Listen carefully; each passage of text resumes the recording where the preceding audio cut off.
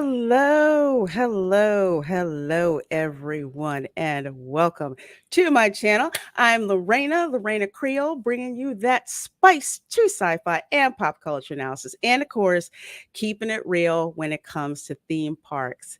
And I am so excited all of you are joining me for this special show. There's people have kind of been dropping reviews episode by episode when it comes to Kenobi, but your girl needed to actually sit back, wait for the entire series to finish, and then render my opinion. And I got to tell you, it's great talking with some folks that you know when you watched all the same thing and finding out everyone's opinions about it. And speaking of opinions, I'm going to say this louder for the folks in the back, just to let you know. This show is not to tell you whether you should or should not watch Kenobi. That's not any of our jobs. Our job here basically is to let you know what our opinions are, what we think of the show, and the onus is actually on you to make the decision to invest your time in watching this show or say, you know what? Nah, I'm good. I'll pass. That is completely up to you. So if you enjoyed the show, I'm not roasting you here that you enjoyed it. If you didn't enjoy the show, you didn't enjoy the show. This is just about talking, getting it all out there, and just having a good time. Because remember, we used to have disagreements in the fandom, but at the end of the day, you know what? It's all good. It's cool and it's entertainment. So, speaking of stuff that is all good, I see you folks filtering in. So, I am going to start to bring up my amazing panel. First up, of course, is my wing girl. You see her with me and Nina Infinity on Toxic Femininity. And plus, you also see her with me on the Toxic Male Appreciation Show. That is on Twitch on Thursdays, and then video premieres on YouTube on Sundays at 1 p.m. And she is gracious enough to allow me to crash panels on her, on her channel as well. So I am talking about the beautiful her. How are you doing, my darling? I'm great, Lorena. How are you tonight? I am doing absolutely fabulous. Even though I gave my hairdresser all of my YouTube money for this month. Well, you look stunning as always. Well, thank you. And she is very thankful. She's like, yeah, thank you. Appreciate that. Thank you so very much, my dear. I appreciate it. I'm so glad I'm back to being blonde. I kind of feel like myself again. And I have to laugh because OG just put this comment in the back. Hair sponsored by YouTube. Yes, That's right. Yes, it is. It literally is. You think I'm kidding? Every time my hairdresser does my hair, she takes pictures of it. She puts them on her salon website and actually says, yes, said person is a YouTuber and I actually do her hair. Oh, yeah, trust me, we're all getting paid this hustle, right? So we're going to bring up our next panelist, and I'm so glad she's here. I'm so glad she's here. Yeah, girl, I am not deep into the EU. That there's only one EU novel that I really read, and that's The Courtship of Princess Leia. Please don't judge me. But my canon is the movie. So whenever I have canon questions, EU questions, whatever, this is the person whose phone and whose DMs I blow up. And that, of course, would be the amazing, the gorgeous, the Star Wars consigliere, also known as OG Star Wars. How are you, my darling?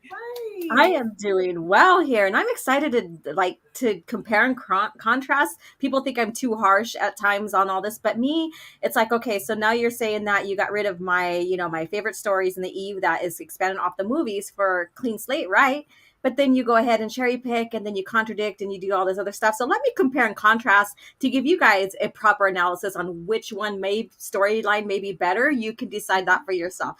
That's the whole purpose of my channel, is to honor George Lucas' era of Star Wars and give you guys a clear analysis on what you want to support. Absolutely, Yeah. absolutely, because it's all about putting all that information out there. We're not all going to like everything, but you know what? We talk about it. We talk about it. We analyze it. We hit the ping pong ball back and forth. But above all else, want you folks to be informed because entertainment is not cheap. Mm-mm. It's not cheap with regards to how much you pay with respect to money, and it's not cheap in what you pay in regards to time. And I think some Mhm. people tend to forget how valuable your time is when it comes to watching these things. So I'm excited to finally start to get into the guts of this series and start giving some opinions and thoughts about it, and can't wait to hear opinions from you ladies, and of course hearing from those of you in the chat, because you know how I do on this show. Without the chat, I do not have a show. I started out in the chat, so you guys in the chat are very, very, very important to me. So speaking of that, let's see, we have got 26 of you here in the chat. So please do hit that like button. Please do share the stream out. Let people know that we are here and talking. So let's see who we got. Who we got? We have got CWD Trixie, who says, Hi. "Hey there." Well, hello, CWD Trixie.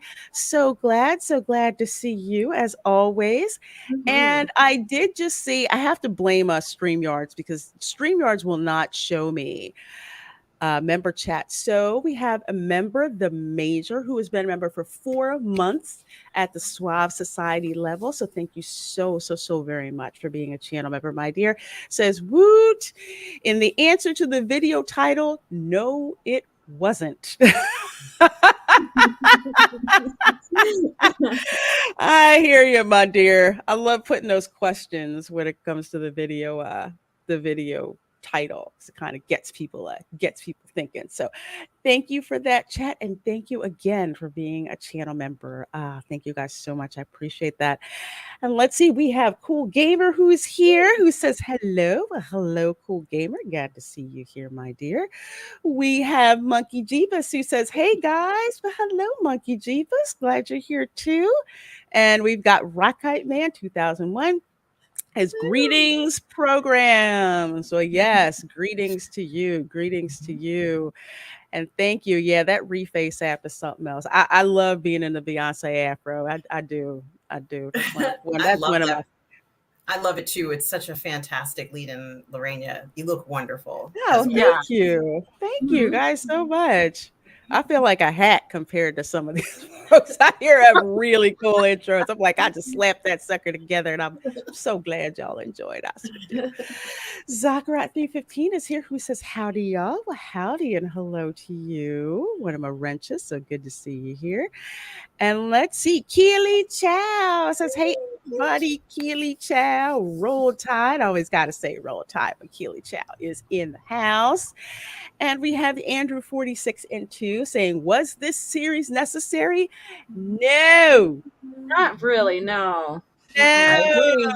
no, no. I was telling the ladies backstage that my niece saw me watching Kenobi, and she was just like, but Auntie, wasn't he in Revenge of the Sith and A New Hope? Why is there series about him?" I said, "Girl, that's a question for Kathleen Kennedy, and she's never going to give us a straight Oh no, straight no. answer." She couldn't even like explain why they're doing a rematch of the century other than that it's just all about dangling the keys and hype. That's all it's about right there.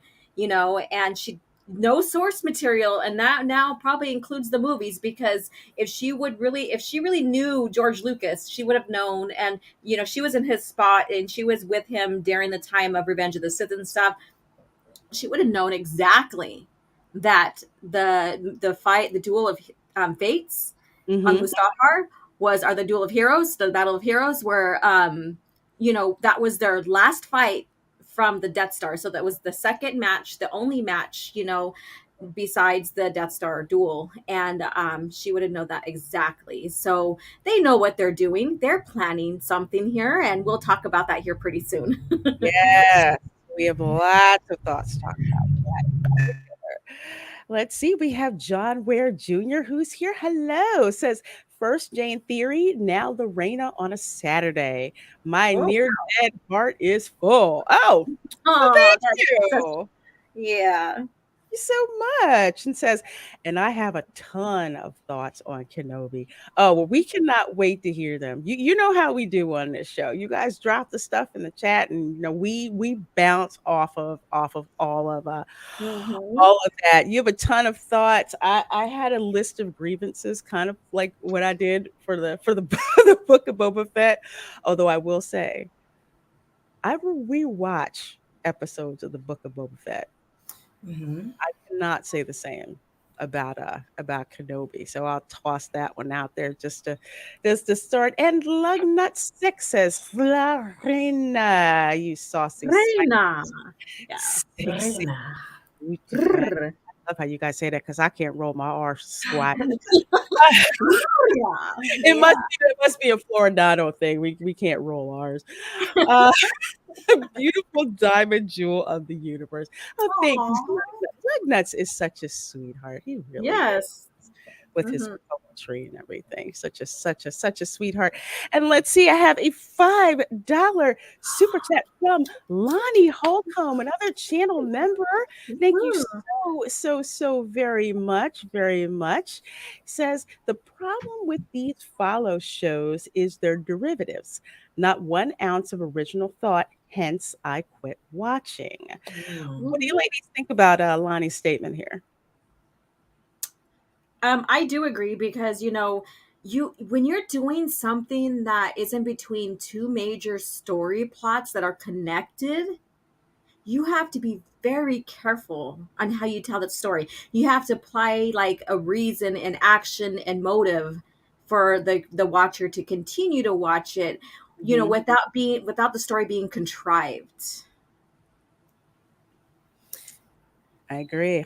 Yeah, absolutely. And I also feel that they didn't put their best, the writers didn't put their best work forward, and it shows in so many spots in this series. Hmm. And you don't have to be a writer yourself to pinpoint certain things that are absolutely disappointing, and maybe a little lazy in the writers' room, Right. but certainly you cannot ignore them. So.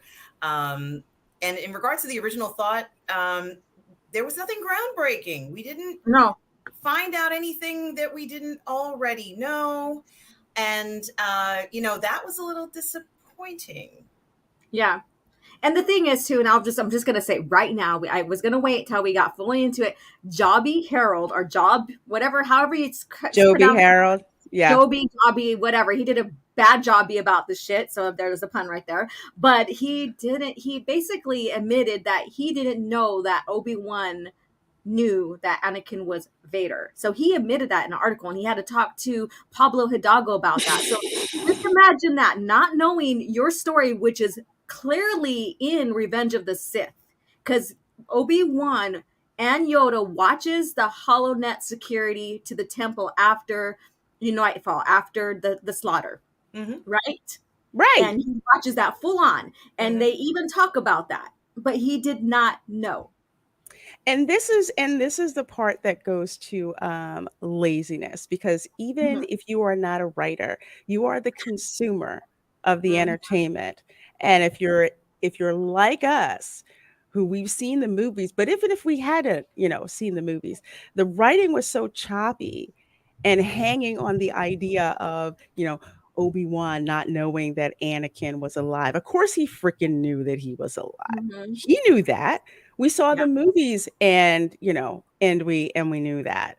But Yeah. it's like you ladies were saying, and what Lonnie here is also saying about not an ounce of original thought. Exactly, because one of the things that they could have done is showed us what happened between Revenge of the Sith and A New Hope, and keep it with canon and show us the things that we didn't see. give Right. us the insight and the background that we didn't know about, especially those of us who didn't read the EU novels. Now, if they would have Mhm. taken that approach, they would have had to go back with the original lore and come up with original things. And I'll throw this out here since I think you guys have heard me say this in various shows. If this show had been called The Inquisitors, that would give me something that I didn't know about. Mhm. And It that would might have also, oh, go been ahead, my interesting. dear. Oh, so it might have been really interesting. It would have been a better story because you could have maybe still had something to do with Obi-Wan in there, right?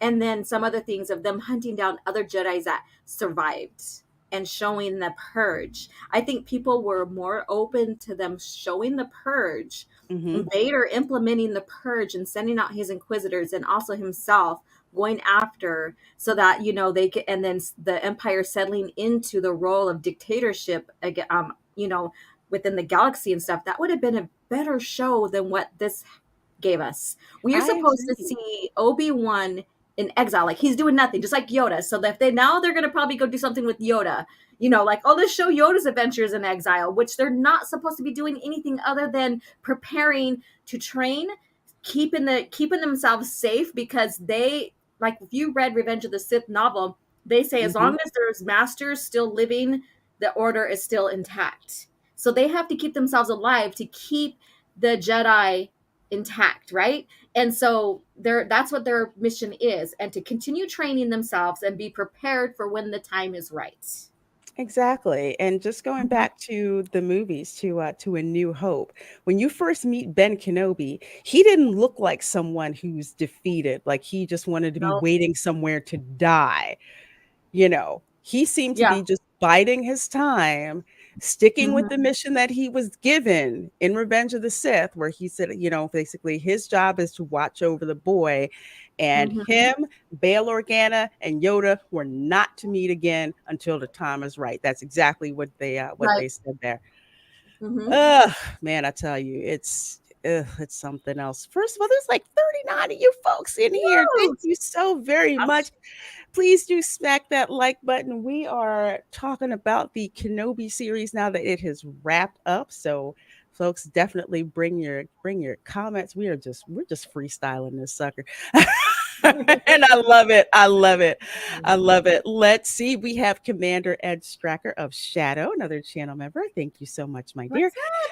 Says Lorena Creole, and I see a bunch of eyes. Look at that hot, sexy new hairstyle and color. Oh, well, thank you Mm-hmm. so very much, my dear. Brought to you by so many of you out there who give Yeah. super chats. And like I said earlier, my hairdresser says Sponsored thank by you. YouTube. Sponsored Woo! by you too.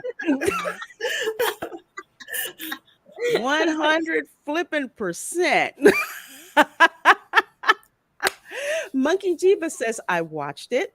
There's parts where it contradicts itself, but there's cool scenes. Now there are some cool scenes. One scene that stuck out to me that I forgot from the first episode was the one where Bail Organa is talking to Leia, Hmm. and she, her cousin told her basically, she wasn't a real Organa. But I just like that father son dynamic. I freaking love Jimmy Smits, and I freaking hate Lucasfilm for dangling that carrot in front of me, because I love Jimmy Smits as Bail Organa. But just that father daughter dynamic and how they were talking to each other, and how she's talking about how she doesn't want to be a senator. They wear itchy clothes, people yelling at each other. And she says, I don't want to be a senator. And he tells her, basically, that's why you'll be the best one. I'm like, oh, damn, that's pretty profound. Hmm. Yeah. The thing in with that one is, like, those moments are golden, of course, because you always want that character development. You always want to see what's in the psyche of what they're going to bring Mhm. out with these characters and stuff.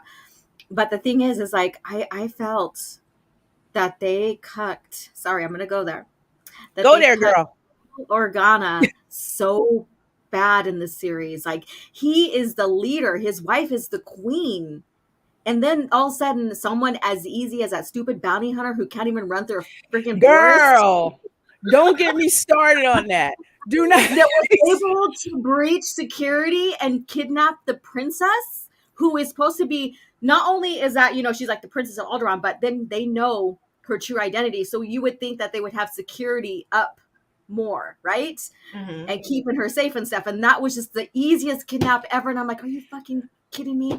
She is I the agree. daughter of a elected official. Go ahead. I'm going to let you go ahead, talk I first. was going to say, and I completely agree with that. And the other thing that I want to point out about that is that this kidnapping arc is the weakest, story arc I've ever seen written. It's not complicated. It is very, it's boring. Mm-hmm. It's not, surprising or amazing. Why not make it so that Leia's showing signs of force abilities? Let it be something that they have to hide and don't want everybody to know. Instead, she gets kidnapped. Okay, well, that's not so exciting and practically unbelievable since she is a princess. So, they could have done a little bit better here.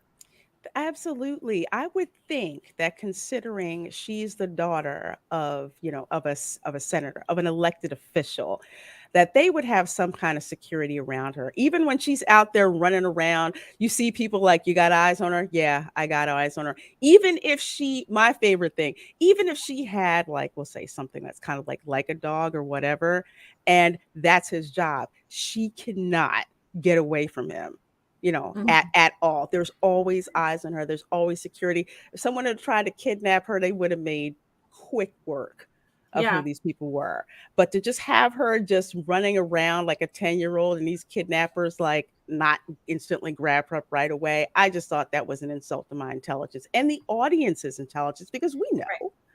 And then I'll compare and contrast the EU with that right now, since there's nothing else from the movies we can particularly. So basically, like if you ever read the Han Solo trilogy, um, Han does go to Alderaan, and at this time Leia is probably like 9 years old, so about the same age. Okay, Mm-hmm. and and so he's going to Alderaan for something I forget now, and but he's entering the atmosphere here, and he gets a greeting from Belle, of course the queen's, the prince or whatever you want to call him, the senator, and he's greeting them, and they have to go through some kind of security screening or whatever, and of course she's sitting on his lap and stuff like that, so we know that her age and stuff there, but that just reiterates that he keeps her guarded, that he keeps his planet secure.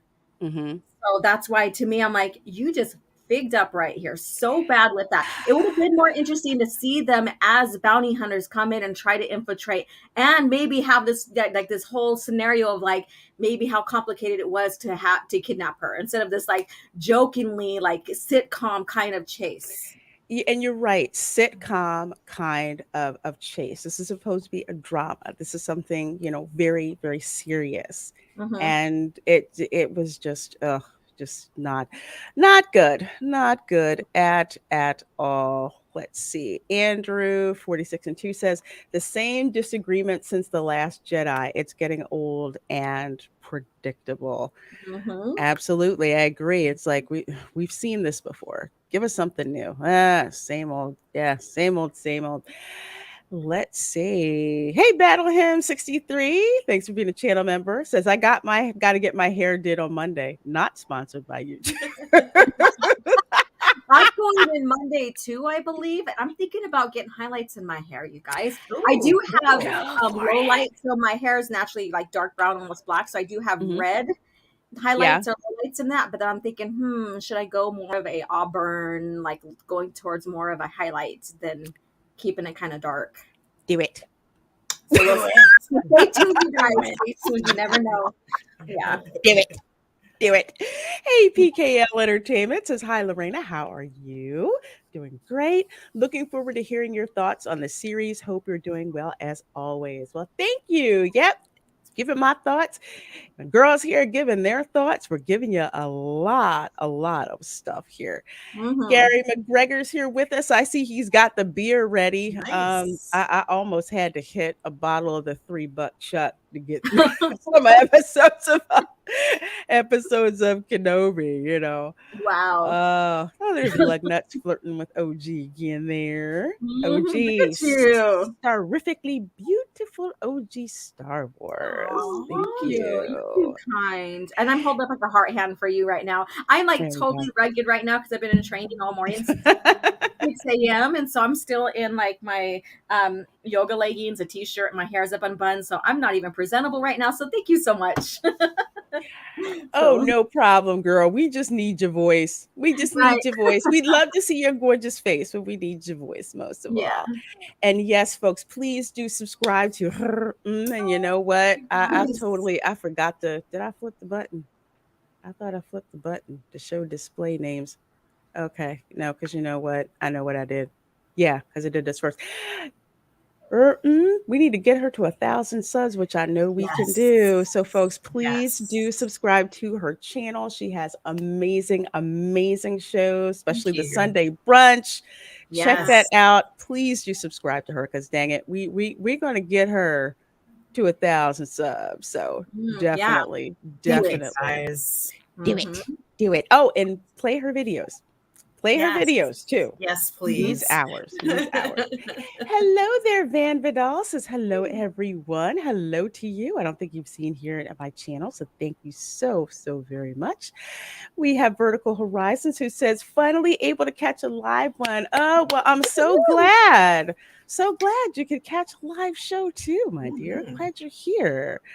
Let's see. Keely says nothing against Anna, but Alora is my Star Wars girl. Ah. Oh, thank you. And Mm, it's always good to go back and forth and listening to different opinions anyway. So still support her. It's all good. absolutely. All good. Absolutely. Yeah.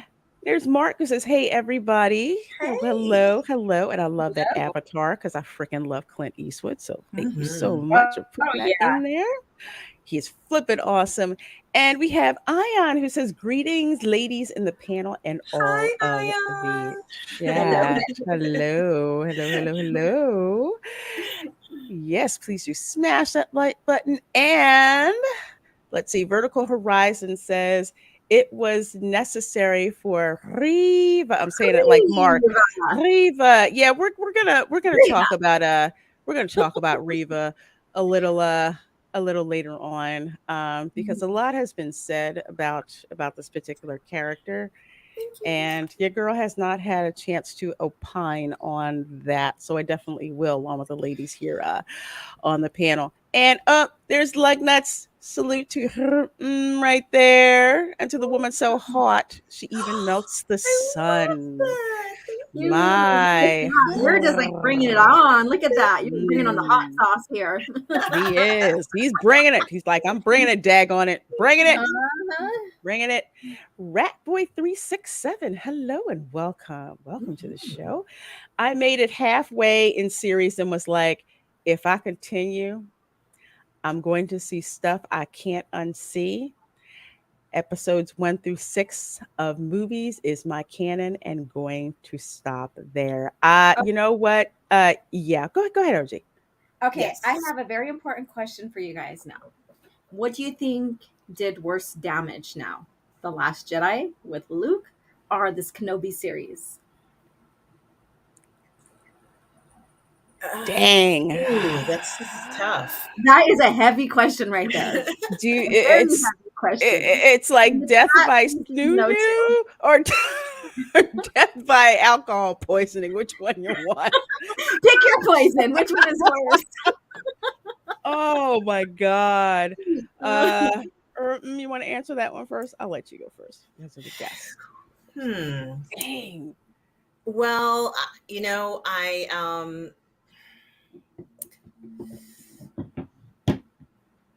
I think that the Last Jedi did more damage. Okay. However, they could still take Finn from the last, let's say from the sequels and do something good with him. Mm-hmm. They can make a movie where he finally does something because they imply that he does have force powers. And Instead of running around saying, right. Yeah. And we still want, like if Rey trains him, fine, then she trains him, but he can still have an actual story and they could make something out of that. Mm-hmm. From this series, from the Kenobi series, I'm not quite sure where they want to go with what they've done here, especially when it comes to Reva. Mm-hmm. But she is a new character and they didn't establish her correctly. So we don't quite know what we've gotten. We don't quite know where she's going. We don't even know what her mindset was. So that particular character, which was created, doesn't really have a place. So, is she going to be involved with Obi-Wan on Tatooine? Is she going to try and hunt down Vader? Like, what is she going to do with the rest of her life? She can't be more than 20, She has 30. yeah, she has valuable information about like possibly who Luke may be, and on Mm-hmm. top of knowing who Vader is as well. So why isn't she dead? That's the question. Why isn't she dead now? Because usually Vader kills someone who knows who his identity is. So she knows Vader's identity. She knows Mhm. about Luke. Chances are she'll find out about Leia, or suspects. Maybe she already knows about Leia, hasn't said anything. Yeah. What are they doing with this character? Hmm. Yeah. So that's my answer. I don't know if I gave a good answer. No, girl, you did fine. You gave an answer. This is like a discussion. It's a Yes, discussion. it's her opinion, and we can bounce Oh, off of that and stuff. But Lorena, did you answer already? No, right? not yet. I'm going to say mine last because I don't want to influence any of you guys here. So, Okay. I am going to say, and I can't believe I'm saying this, but I will. I'm going to say Kenobi. And here's Mhm. the reason why. In The Last Jedi, that movie did so much damage. I kind of like isolated, so to speak. Mhm. But with Kenobi, it's like ripping the band-aid off and stabbing you again, especially when you see Obi-Wan basically turning into a version of Jake Skywalker. Mhm. I've given up hope, the Jedi are no more. Jedi are going. It's like seeing it all over again. It's like I'm not going to minimize PTSD, but I'll put it this way: it is like that. Mhm. And I'm just like, and they do this, and it's not just a movie and it's done. It's a Disney Plus series that they drop, in there. And with what you can see going on in Kenobi, and I will go on record as saying this because there's too much precedence for this, you're going to see two eventual spin off shows, one for Reva and one for Leia. And if you think the Leia one isn't going to happen, go back and check, I think, an article that dropped this week. Millie Bobby Brown and Mhm. her dad, who is her manager, are good friends with Kathleen Kennedy, and she has indicated her interest to be in Star Wars. Because Ooh. Leia deserves a chance too, and they're going to make things right this time. Yes, Okay. exactly. Okay. Yeah, because she's been ignored, Okay. you know. So here's mine. So the Last Jedi, yeah, it's gonna stop any like future of like the setup of Luke making the new Jedi Order because he's no longer gonna do that. Like what we've seen in the original lore, where he reinvents the Jedi. He basically corrects like attachments and make attachments less of a focus and stuff like that, and he really recreates it like it says in Revenge of the Sith novel, the new Jedi Order chapter, basically where Yoda comes to terms with like the Jedi failed to evolve and it was kind of his fault as well, but through Luke and possibly Leia that they will recreate the order to be stronger, basically. In I'm paraphrasing. So Mm-hmm. that in itself, so we don't have any like major movies during that time. It just all like erases the EU, but it does have some contradictions of like Luke's like redemption towards his father and stuff. Just there's that little trail there. But when you get a series right between the two major trilogies that George Lucas did, that Mm-hmm. does a whole lot of damage because now it takes away the precedence of their duel on Mustafar and their duel Mm-hmm. on the Death Star. Now that's all retconned now, and they went in there and I think they strategically did this, but they decided to erase plot points between the conversation with Luke and Obi-Wan and Vader and stuff and all that. To fit what they want to see. And I did share an article today on Twitter, just like before we came on here, regarding that. And so I Absolutely. think it does a lot more damage to because it's focused right in between the two trilogies than right now the Last Jedi. However, the main star of I'm gonna the OT share this is with destroyed. you Yeah. guys. Yeah, I totally agree with you. Because something that I had noticed, especially watching Revenge of the Sith, and then watching A New Hope and listening to the dialogue that was Mm-hmm. going on. Because one of the reasons that that duel on Mustafar we knew was going to be off the chain was because in A New Hope, when, basically it was like they hadn't seen each other. Vader was Yeah. like a presence I haven't felt since, and Mm-hmm. the line with him telling Obi-Wan, when I left you, I was but a learner, but now I am the master. And you knew whatever beef went down, whatever match went down before, you knew it had to be something else. And that's why in Revenge of the Sith, which has the best freaking lightsaber battle over there on Mustafar, when you see what Mm-hmm. happened, I swear I aged during that because but in a good way, right? We're sitting in the movie theater like, holy crap, it's still going on, because of Yes. all of just the history, and you knew that battle had to happen. And the Yeah. outcome of that battle, you have Mm-hmm. Darth Vader. Right. And I'll add to that. So, like if you, I'm going to just going to go ahead and share this. Open airlock policy does discuss this, and he does have behind the scenes for an interview with Ewan and Hayden regarding Revenge of the Sith and their duel, on Mustafar. And basically, they say that George tied in E3 and E4 well between the two. And then when you get into the development and how George created the Mustafar fight, the scars, what he was inspired by, and his story plan, he used the Death Star duel between Ben and Vader, or Obi-Wan and Vader, to Mhm. create their first but last battle that we see between the two in Revenge of the Sith. So all of that was strategically done, and he tied everything in together. Mhm. He didn't want it to be expanded, any other fight to be expanded in the EU, because that's the story he wanted to tell. And I think people fail to understand that. He even gave a directive towards towards the EU creatives that there would be nothing else. And you know what? I'm glad he did that because that Hmm. there is no it's not I'm not understating things. Well, let's say I'm not overstating things when I tell you that that lightsaber battle on Mustafar was freaking pivotal. Hmm. That and I'm glad George did that because that's the last like that was the piece that we saw that was like holy crap, that's when everything went to hell. And now you Hmm. know why in A New Hope why Kenobi feels the way that he does Hmm. towards Vader with what happened that filled in the blanks, for us to see. Let's see. I think I see. Let's see. Tatsu Sama for Hey, 195. I you. believe it's Swiss francs. So thank you so very much, my dear. Appreciate that.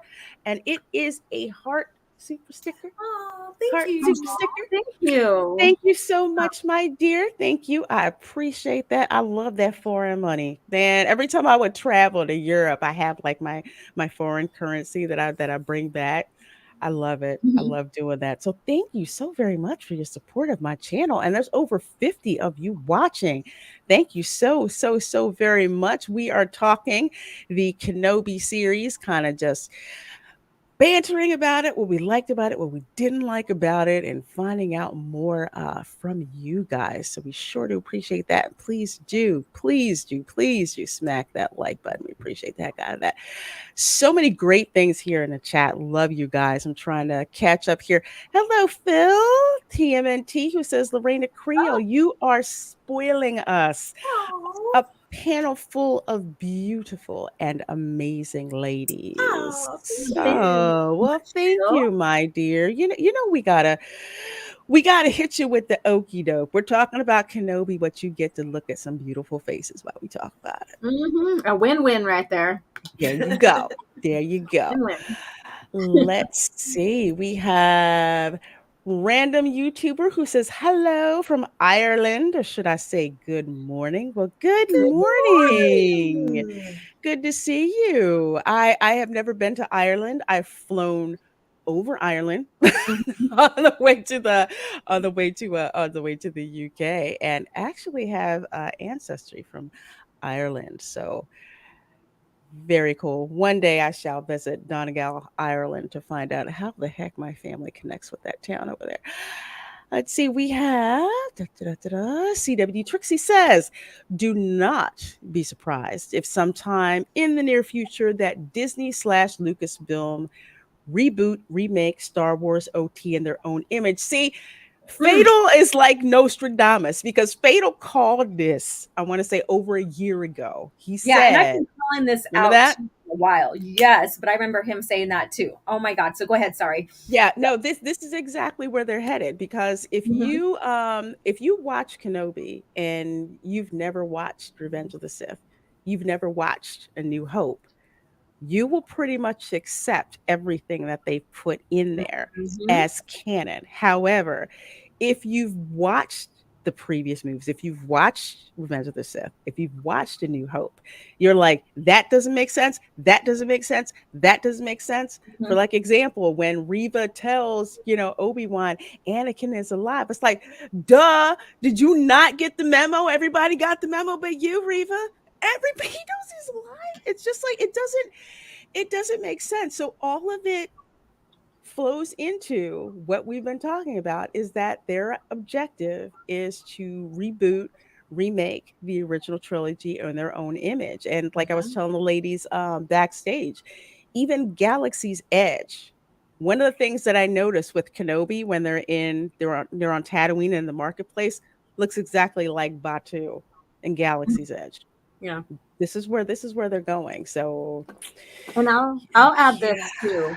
So like if you didn't read the EU, that's minus the EU, but you're privy with the movies and you watch the OT and then the PT came out and you're watching Revenge of the Sith towards the end where they decide to go into exile and stuff. They do say, because they do say that we need to hide the twins from the Sith, meaning that even if they didn't expand on like exactly how Obi-Wan knew Vader survived, that they knew that there was a reason to suspect that he's alive.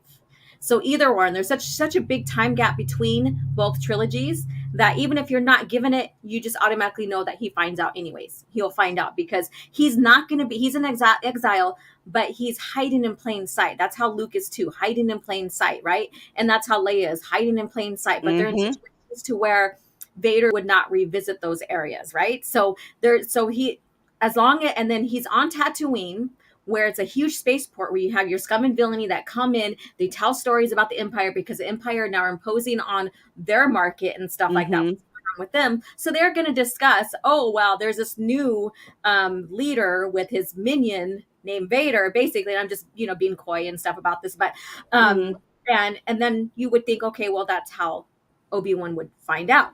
And he does. So in the original EU, if you read Dark Lord, Rise of Darth Vader, and this Mm-hmm. is like shortly after, so this is within 1 year after Revenge of the Sith, he finds out by watching the HoloNet news at a cantina. He follows the Lars in town. Luke is just a baby. He's keeping an eye Mm-hmm. on. He goes and has a drink, and that's how he finds out. Which makes absolutely perfect sense because even if, say, you go back to, let's see, we'll go back to colonial America. Okay. Mhm. You have all of these sailors coming into ports. Not only do they bring goods, but they also bring news and they also bring rumors.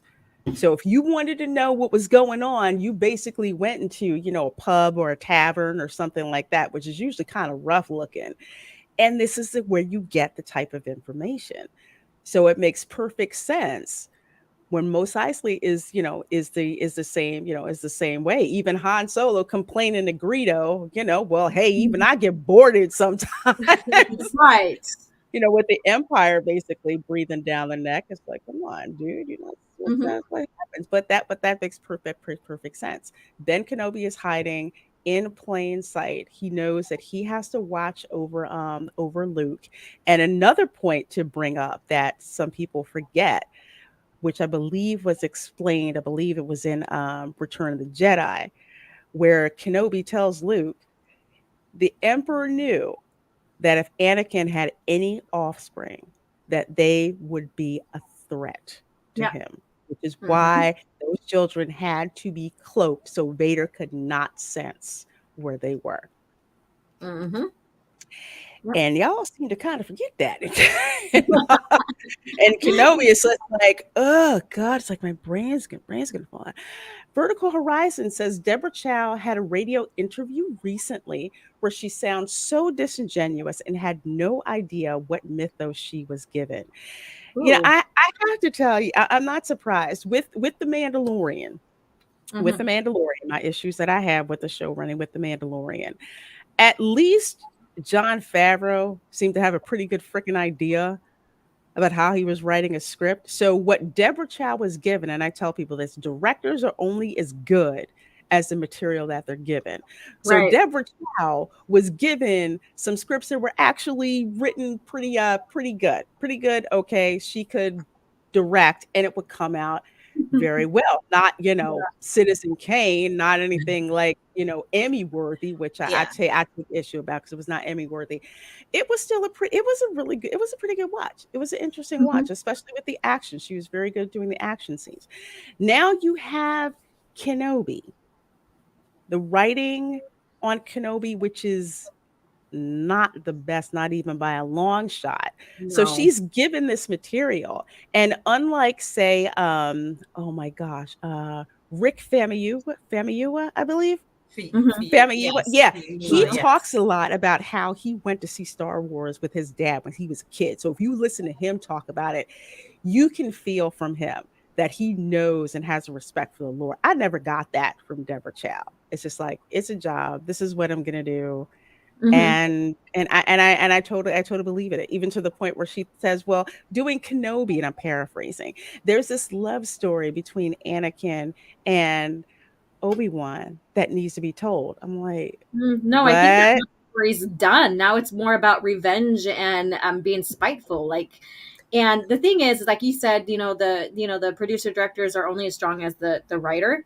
Well, we were talking about this earlier, and I call him Jobby, but it's Joby, but I call him Jobby because I don't have respect for him right now. He basically admitted that he didn't know that Obi-Wan knew Anakin was Vader, and that is clearly shown in Revenge of the Sith. It's like in plain sight. You can replay the clip of it by itself when Yoda and Obi-Wan goes into the temple after the purge, and investigates and everything like that. That's right there. So to me, like, it's like you didn't do your job, you didn't do your homework, you followed Kennedy's like script of like, we have no source material, and just totally forgetting about the movies and decided to write for something you don't understand. And it clearly shows. It clearly shows. I Exactly. also think that if what they're implying, or let's say if some of the lore does imply that Obi is in contact with Bail, then he's well informed.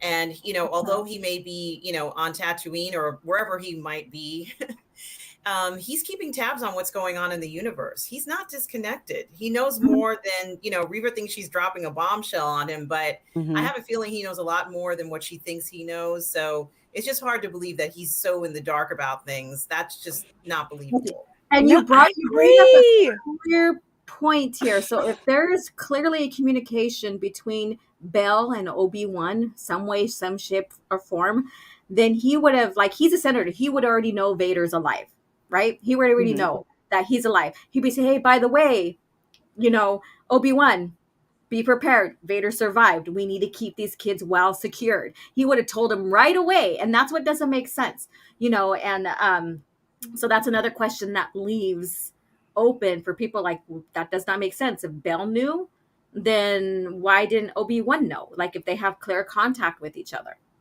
ahead of time, Exactly. not 10 years later, not 10 years later, the minute he finds out, wouldn't you think that'd be dire straight for him to contact him right away and say, hey, we need to up our security, blah, blah, blah, blah. Absolutely. Exactly. Mhm. Yeah. Exactly. You're making too much sense, OG. Daggone it. How dare you? How dare you? Yeah, how dare you? Oh, BK Panther, thank you so very much for that generous You. $25 tip. So do Wow. appreciate that. Thank you so, so, so very much. You guys' support of the channel is, amazing. Keeps the lights on, keeps the tech running. So do appreciate the heck of it. Thank you. Thank Mhm. you so very much. Trust it's so appreciated. Thank you, BK Panther. I sort of appreciate that. Let's see. Oh my gosh, you guys have so much amazing, amazing comments in here that absolutely Yes. I love it. I love it. And Disney's listening. I know. Y'all got your spies in here. It's okay. It's okay. It's okay. Let's see. At least Kenobi wasn't in the show just to die. Just to die.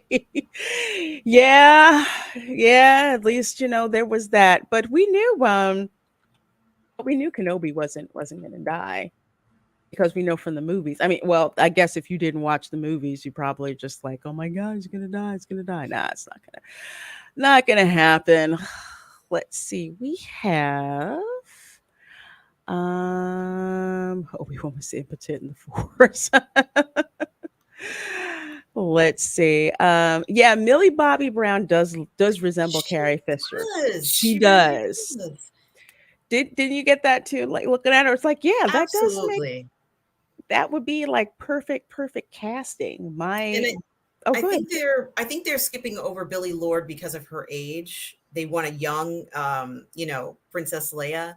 Mm-hmm, And as far as I'm concerned, I would just use Billy Lord. That's what I would do if I were in charge. But mm-hmm. I think they're going to be going with Billy Millie Bobby Bobby Brown. Brown. Yeah, I Hmm. think because she's coming off of Stranger Things, Hmm. mostly because of her star power. So Absolutely. hmm And she has done shows that are more in their agenda. If they're going for a specific message, she has made films like that. For example, her I think it's called Enola Holmes. She did an Enola hmm Holmes project, and it was very, kind of like, oh, I didn't think that this movie was going to be about this. I think they were just going to solve a mystery, but it, right. it, it had like some other part to it. And I said, oh, okay, I guess it's not about Sherlock Holmes, really. hmm I hear So, you. I hear yeah. you. It Let's was more like, see. where's my mama? Oh my Well, god.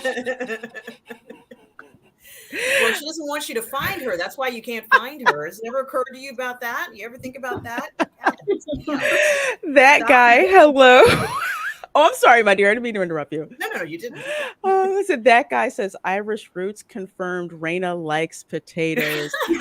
I do. It's the South, so we love potatoes here. Although I will say, my family was probably the only black family who had like corned beef and cabbage on the regular and cornbread. We thought every black family had corned beef and cabbage. Are just like, no, we do not. Hmm. Yeah, we got that from Irish relatives. I have no idea, but that's interesting how that fell in there. Yes, and potatoes, but in the South, potatoes are known as sweet potatoes. The other Mhm. potatoes are what you serve Hmm. when you don't have sweet potatoes. So that's a Southern thing. Hey, theme park casual says, "Hey Hey. kids, good to see you. Good to see you. Hello. Hello. Absolutely, absolutely." Let's see. Shinotsky says, Disney sadly gave him 4 billion reasons for that to change. Was that from the writer? to I'm to missing uh context. Are to you talking about George Lucas. or Lucas? Oh, okay. $5 Yeah, billion to Lucas. Yeah. yeah, yeah. It's that's one of those things that I don't. I was kind of happy. I was like, okay, Disney's going to get, Star Wars, but that was based off of what they were doing or what they had done with Star Tours, which Mhm. is an amazing piece of Imagineering. How well it was done, how much of a tribute that it made to the original trilogy and even the prequel trilogy to the point where it was long ass lines to try to get on that ride because you Mhm. walk in and it's like you're in Endor with the theming on the outside and it's got the AT-AT, out there. You walk in and you feel like you're in a spaceport. You come out, it's like you're in Tatooine and everybody's swarming all over Tatooine, traders trying to get, swag and stuff like that. So it was always a busy, amazing thing. So we thought that, hey, Disney was going to continue that. But as we all know, Imagineers got told the deep six, that original trilogy plan for Galaxy's Edge, and go with the sequel trilogy. So I would have hated to have been an Imagineer on that, frankly. Mhm. Would not have been happy because there were a lot of Imagineers who were not happy about Yeah. that at all. Let's see. That guy says this series was like a low budget fan Mhm. film. You know what? I think you talked some about that on some of our other streams about the quality of the episodes, considering how much money they were given. You want to talk some more about that? Yeah, we know they spent millions of dollars on each episode, and pretty much sky's the limit in regards to their budget for these episodes. Mhm. So why did we get such an inferior product? I mean, it's a It shame all that. went towards bringing Hayden and Ewan back. So that's a huge expense in itself because they are coming from big budgeted film that George did, so I'm just throwing that out there, just because, that's another obvious reason. And the marketing towards them being brought back went that money went towards that. But go ahead, continue. I want to hear more. Yeah, I mean, I think that in regards to a fan film, you would write certain things in a fan film mainly because when you're making it, you have to use those particular elements in order to get the story told. You don't have the same ability to execute certain, moves or ideas in a fan film. You just have to go with what you have.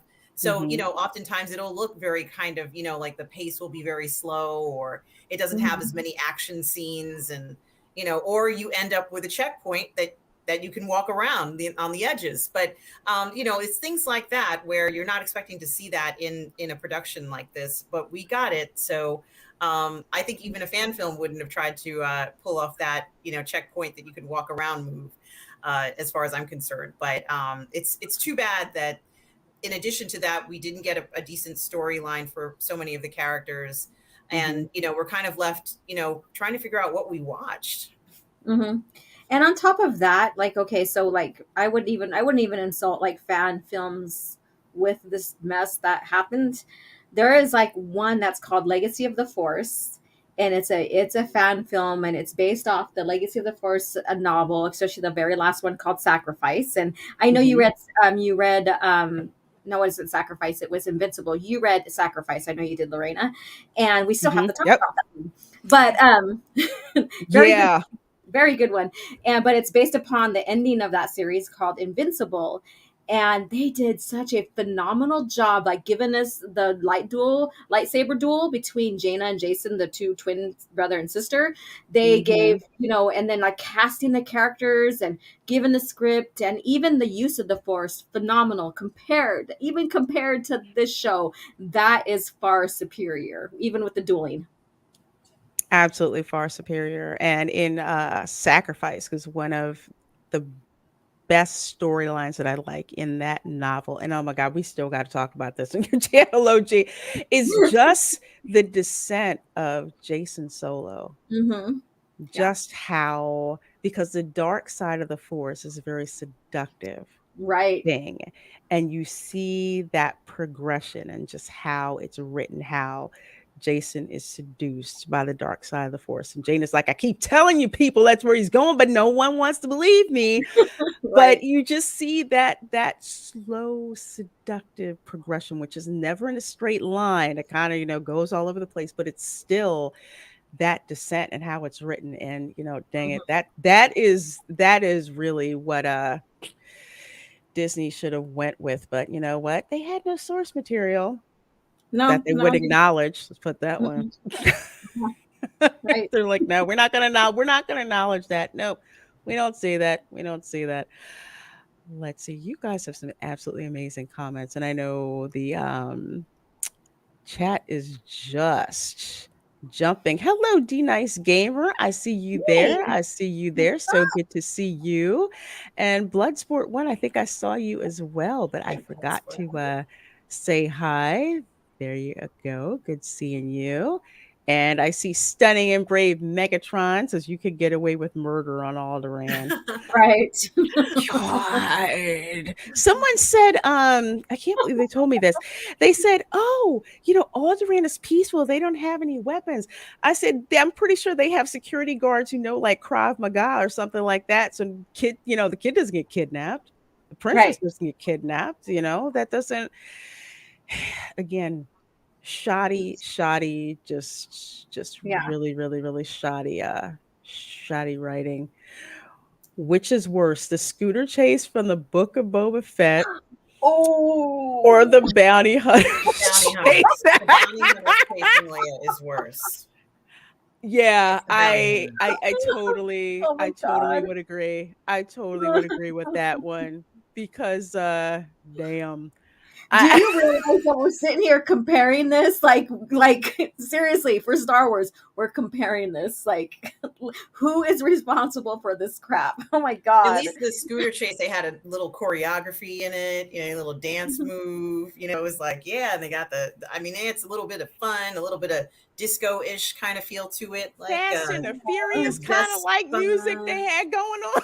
Mhm. It's like, yeah, I mean, it was, oh my goodness. God, who would have thought we'd be actually thinking maybe Book of Boba Fett wasn't so bad. Hayden Campbell. For me, in Boba Fett, just nothing happened. Like, it was kind of like, well, we're just going to sit here and talk about this. And we wanted action, right? That's what we wanted. We wanted Right. action. And we didn't Mora get the Morrison action. wanted action too. He's like, I was so bored playing that character. I want the I true Boba Fett. know. I I was like, there you go. know. Kind of like Mark Hamill with Luke Skywalker. Like, this is not the character that I grew up knowing. And he's like, and Tamora Morrison's like, this is not Boba Fett either. No, and it's from what we were talking about with Book of Boba Fett. We're just like, we need to see the reason why he became a crime lord. If you're gonna go Godfather, like go full Godfather. Have like that one governor. I think he had sent us Toady to talk to him. That governor should have woke up with that Toady's head in his bed. Because it's like, if you're gonna do that, you need to do that. We need to see that underworld element, and Disney was just too scared to flip and go there. First of all, thank you so much, Prismatics, for becoming a channel member along with Big Rod. So Woohoo! thank you Thank guys you. so Thank you very so much. much. You guys are killing it with so many comments. It is hard for me to keep up, but you know what? We're gonna sling through this because you guys have so much cool stuff to talk about. Let's see. Battle Hymn 63 says, from what I'm hearing, the story told in the Fallen Order game is far Oh, it's superior. much better. It's much That's better. Jedi what I'm Fallen Order hearing. is Yeah. fantastic. Yeah. And the Inquisitor, it's clear that they took the Inquisitor idea from the second sister in Jedi Fallen Order. That's where they got that idea. But their execution was so poor that Reva can't hold a candle to her. I Yeah. can't wait to play Jedi Fallen Order. I have it. So that's like my next order, You're going to love it. of business after all the hurdles that I had to drop to actually get get that copy of Jedi And Cal Fallen Order. Kestis is cute, the guy who plays Cal Kestis. Why do I want to He's think cute. that OG posted a picture of Cal Cal? Kestis? I think you did. No, I did Or not. maybe it's another one. Okay, for some reason I thought you did. I'm You might have getting my shared something with beefcake his mixed picture up. in it. I might have shared something with his picture in it. Actually, no. They're just like said about the story with Reva, like she was basically the copy of the second sister. That's what everybody's saying. And so I think I reshared a post that had his picture and then Fallen Order or something, Star Killer together. But a lot of people are saying who's familiar with that storyline, and I've heard this before, and I haven't went back to research it, but they're saying that Reva is basically a copy of her from the Jedi Fallen Order. And there's someone on YouTube that said that, Reva was a copy of Asajj Ventress, which is not whatsoever the same thing. And Hell that's why, no. Yeah. Asajj was throwing her skirt over Obi's head. Trust me, she is no Asajj. Okay? Asajj is like, how you like me now, Obi? Hey. That's right. Obi-Wan Kenobi. In the original lore, she captured and tortured him and stuff like that. This Reva character, no way. She's like, she can't hold a candle to Asajj. She can't. And I think I'm gonna try to hold off on that rant till like a little bit later on in the show with Reva. Good freaking mess. Nah. That guy says, I'm confused. Darth Vader always knew Reva was going to betray him and takes her in anyway. Why? Because one day she would deliver Kenobi. So did Vader always know Luke's plans in Return of the Jedi? Hmm. Oh, saying that he's predicting the future, so that's why he didn't kill her. So then he's saying, okay, then how come he doesn't predict Luke's plans or Maybe whatever? he had a force vision, right? He could have had a Yeah, force but vision. the force visions are always in motion, so you always get a variant of one, but doesn't mean it's actually the true.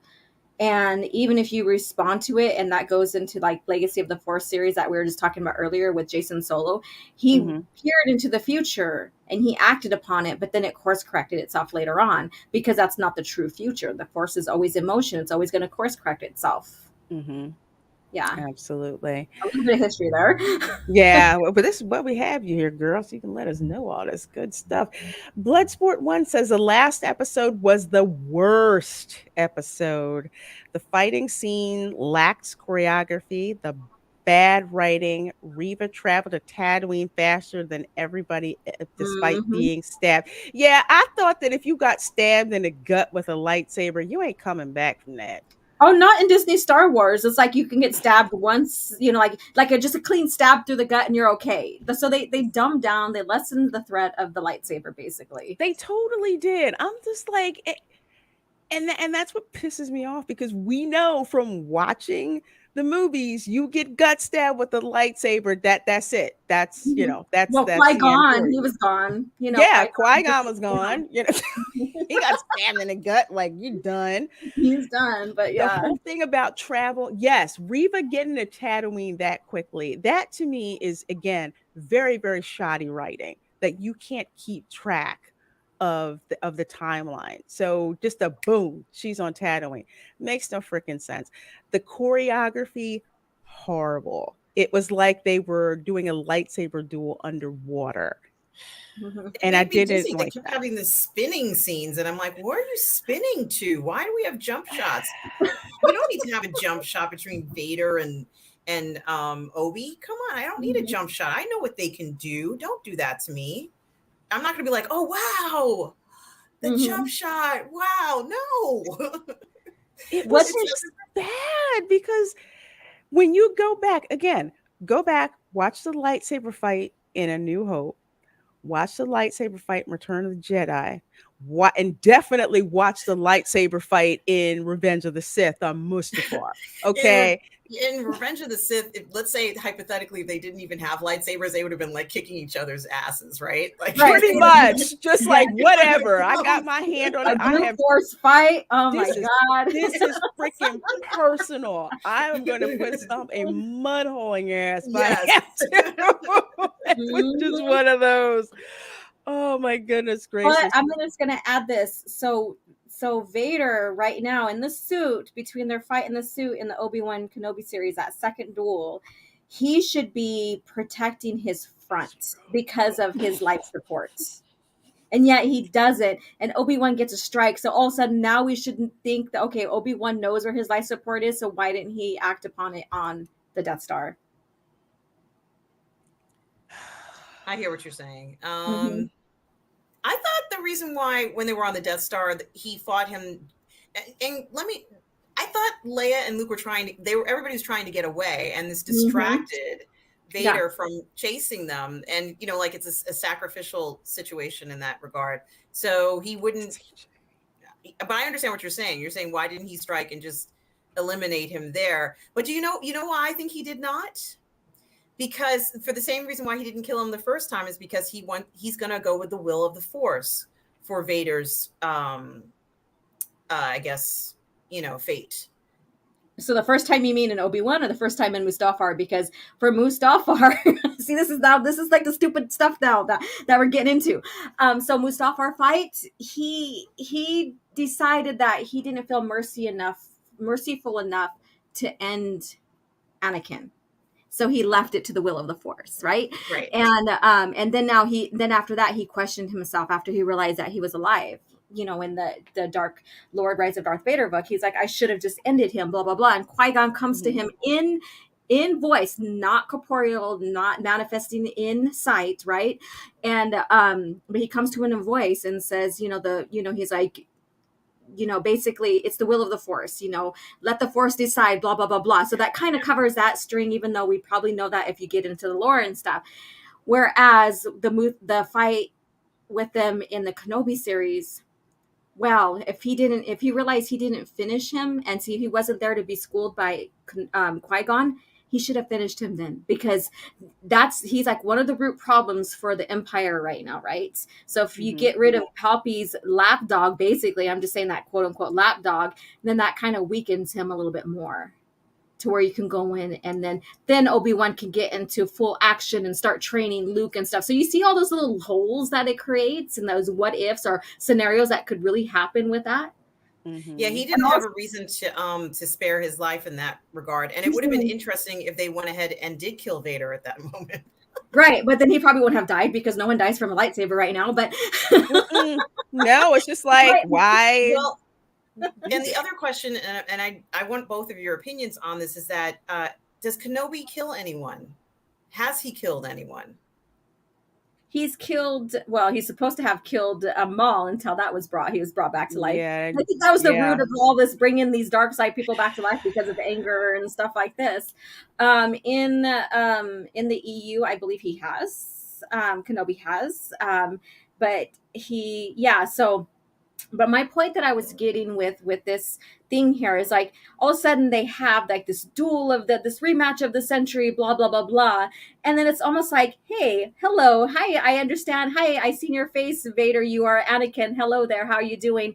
Okay, and it's almost like they're shaking hands, like, let's go on part on our ways, basically. I know I know you still exist, I know you're still alive. Good match, yeah, chap. good match. And they're doing the lightsaber salute and walking away. That's how I basically see that, and it was good to see you, old chap, until we meet again. There's no rematch. There was no I would say there was no structure in like being excited about that, and like, oh my god, this happened, and so I'm so excited to watch the Death Star match to see what else happens. There's nothing that leads up to that is that it's all superficial, basically. There's nothing genuine. They weren't fighting for any special reason. No. And there was no gravitas to the fight. Right. Exactly. It was just kind of just like, how you like me now? I guess the force doesn't work through fire, so okay, I'll let you walk off. You lucky I let you go. Yeah. It was see you in 10 years. So yeah, it was so anticlimactic. It's like, and then seriously? Obi-Wan's force ability came back quick just because the plot needed it to. If you haven't noticed. This is why I had, at least I have fantasies about what I think should happen in the show. So this is one of them. That's fine. Yeah.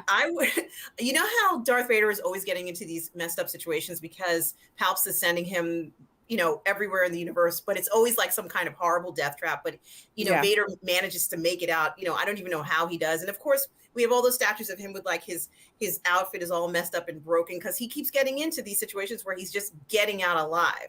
It would have been great for him to encounter, for Obi and Vader to encounter each other in a scenario like that, where Obi has to decide whether he's going to help Vader or there has to be some kind of scenario, some sort of tension that exists between them that is outside of them just kind of, oh, look, we happen to be in the same place at the same time and I'm pursuing you, it wasn't tension enough, and it also was not very believable. So we have to have that other, and there's hundreds of moments in the lore that they could have picked where they have an encounter. For example, they chose to have, I think it's in the comic books, they chose to have Boba Fett have an encounter with Luke in a tent. I think it was at his parents' home on Tatooine. And one of them is already there. The other one shows up and they get into like this kind of fight. No one was expecting to see the other one there. No one was expecting to see the other one there. So now all of a sudden they have this fight. They didn't know they were even going to encounter everyone. And, now they have to fight, but it was not planned, but they have to fight for their lives. One of them, Luke doesn't want to die. Boba Fett thinks he's going to be able to kill him, but Boba Fett doesn't even want to have an encounter at this point. And so, create a scenario like that, or something that we have seen in the lore, at least, where let's say he does see Vader and Vader's, maybe practically completely damaged. Like when he goes to see Padme's, burial site. Why not something like that where he's trapped, he's barely gotten out, he's injured, and then he runs into Obi. Yeah. See, But You know, that's so the problem. we write That's the this problem. stuff. You have to rewrite the story for them to make it make sense. And that's the whole thing there. And, like, even with, like, okay, so I'm going to go there. So the Go first for it, girl. duel, Obi-Wan's like this huge cower. And then Vader wants total vengeance and stuff. The second one, Vader's like, don't want vengeance whatsoever. He's like, I'm so sorry. And he apologizes to him. They Yeah. apologize to each other at one point in that duel. And it's like, really? We want to, you wanted revenge. You wanted to kill him. You were baking him in fire because, of course, your foolish Ash, your way of going to the dark side and not listening and stuff caught you on fire. It's all you're doing, not really Kenobi's. But then you want revenge on him. You want vengeance. You want all this. And all of a sudden later on, like not even 2 days later, you're like, I'm so sorry, Master. I killed Anakin, not you. I was just like, the hell. I think that was when I threw something. When I heard that line, I'm like, you gotta be freaking kidding me. I mean, the Yeah. shot looked cool, but other than that, Mhm. oh god. The major, thank you so very much for that $2 super chat and for being a channel member. I appreciate it. Says, I'm back for the gorgeous women. What I miss. Oh, in well, a heavy discussion. another thing too is that, and I kind of figured, and it's not like rocket science or it's completely obvious. Star Wars isn't rocket science, really. Well, I mean, in the Like Kenobi just series, the like what they mythos and wrote. stuff that George did. It's not rocket science, just follow his story and what he wanted. Exactly. In the story that they wrote, where they had the first encounter, where Vader and Kenobi had the first encounter, Mhm. obviously no one could kill the other person. So how could they Right. damage him? You could see them in the writers' room. It's like, well, we can't stab him. We can't cut off his limbs. I know we can burn him. Let's have Vader burn him. And then And throw him that's in the back to tank. yes. Oh my God, what is up with the freaking okay, two things Yes. with Disney Star Wars. Back to tanks and rocks. Back to tanks and Tatooine or sand or whatever. Yeah, and Tatooine. It's like we're going to freaking Tatooine again. Lord, why? Mhm. Oh No, I God. get that, Bacta is basically the cure-all thing because it's, used in the EU and stuff. You have scenarios where your heroes will go into it, but then you also have Mhm. scenarios where Bacta doesn't cure something, and so you have to have like, a new organ made for you and stuff like that. And that's even true in the lore, like in the original lore and stuff like that. You need to make it even back to not the be the the cure all too as well. You need to have some kind of stakes in there as well, and they're not doing that. They're like, oh, let's restore Boba's memory with Bacta, or let's go ahead and make sure Obi-Wan force healing or for healing also brings back his force abilities, which Bacta uh, doesn't do. man, oh Well, Lord, he was my in. Boba was in the Bacta tank so often. I thought like he was abusing the Bacta tank. Like maybe he was Yeah. throwing in some spice he with had it an or something. Like, addiction. He had an addiction. There's the holodeck addiction on track. Now we have the back to tank addiction in that's Disney has Disney a Star Bacta tank Wars. addiction. That's what they have. Is Yeah, a I Bacta. need a hit. Throw me in. Throw me in. We even got like Vader in the back to tank in Rogue One. Okay, so there you go. But we get that that's part of the deal. But that's like what 19, 18 years out. By then he should have his meditation chamber that we see in Empire Strikes Back, where he's going inside his Sith meditation chambers. He's meditating and and trying to connect with himself to further heal himself and stuff like that. Man, that's something else. Let's see. An unexpected fire. Hello, hello. Actually, before I get to you, hello, Amanda Hello. Pizzolato says, "Hail, hi. lovely ladies. Happy Saturday. How is everyone doing? Well, we are doing great, hanging out with you guys and talking Star Wars. Mm-hmm. Well, I kind of feel like I should say Star Wars when it comes to Disney. Yeah. I feel like I have to do that. An unexpected fire. Thank you for being a channel member, my dear. Says howdy, y'all. You've Howdy. Oh. howdy do, my dear. Let's see. You've got me thinking. Should have been Star Wars: The Inquisition. We just I'm gonna have to blow you up because we did talk about that. An anthology where Obi-Wan was in the first and last episodes, and the ones in between were other Jedi and other escapees. This is exactly what we were talking about earlier. If they would have had this show basically called, yeah, Star Wars The Inquisition, focused on the Inquisitors, that would have been perfect. mhm. And Absolutely perfect setting. one of the coolest parts in the series where you saw the tomb of Jedi seemed to allude to that. Exactly. I thought that was Exactly. kind of odd in a sense too with Reva's story, because she's like, I'm just doing this to get, revenge, and I'm still kind of good, but then I'm bad, and I want to kill kids, and or I want to kill others, and then I want to put them in this amber chamber as trophies. It was just all just really weird and confusing with how they were trying to spin her story. It's like they wanted her to go down one way, but then they wanted her to go down another, and it was like totally confusing in that situation.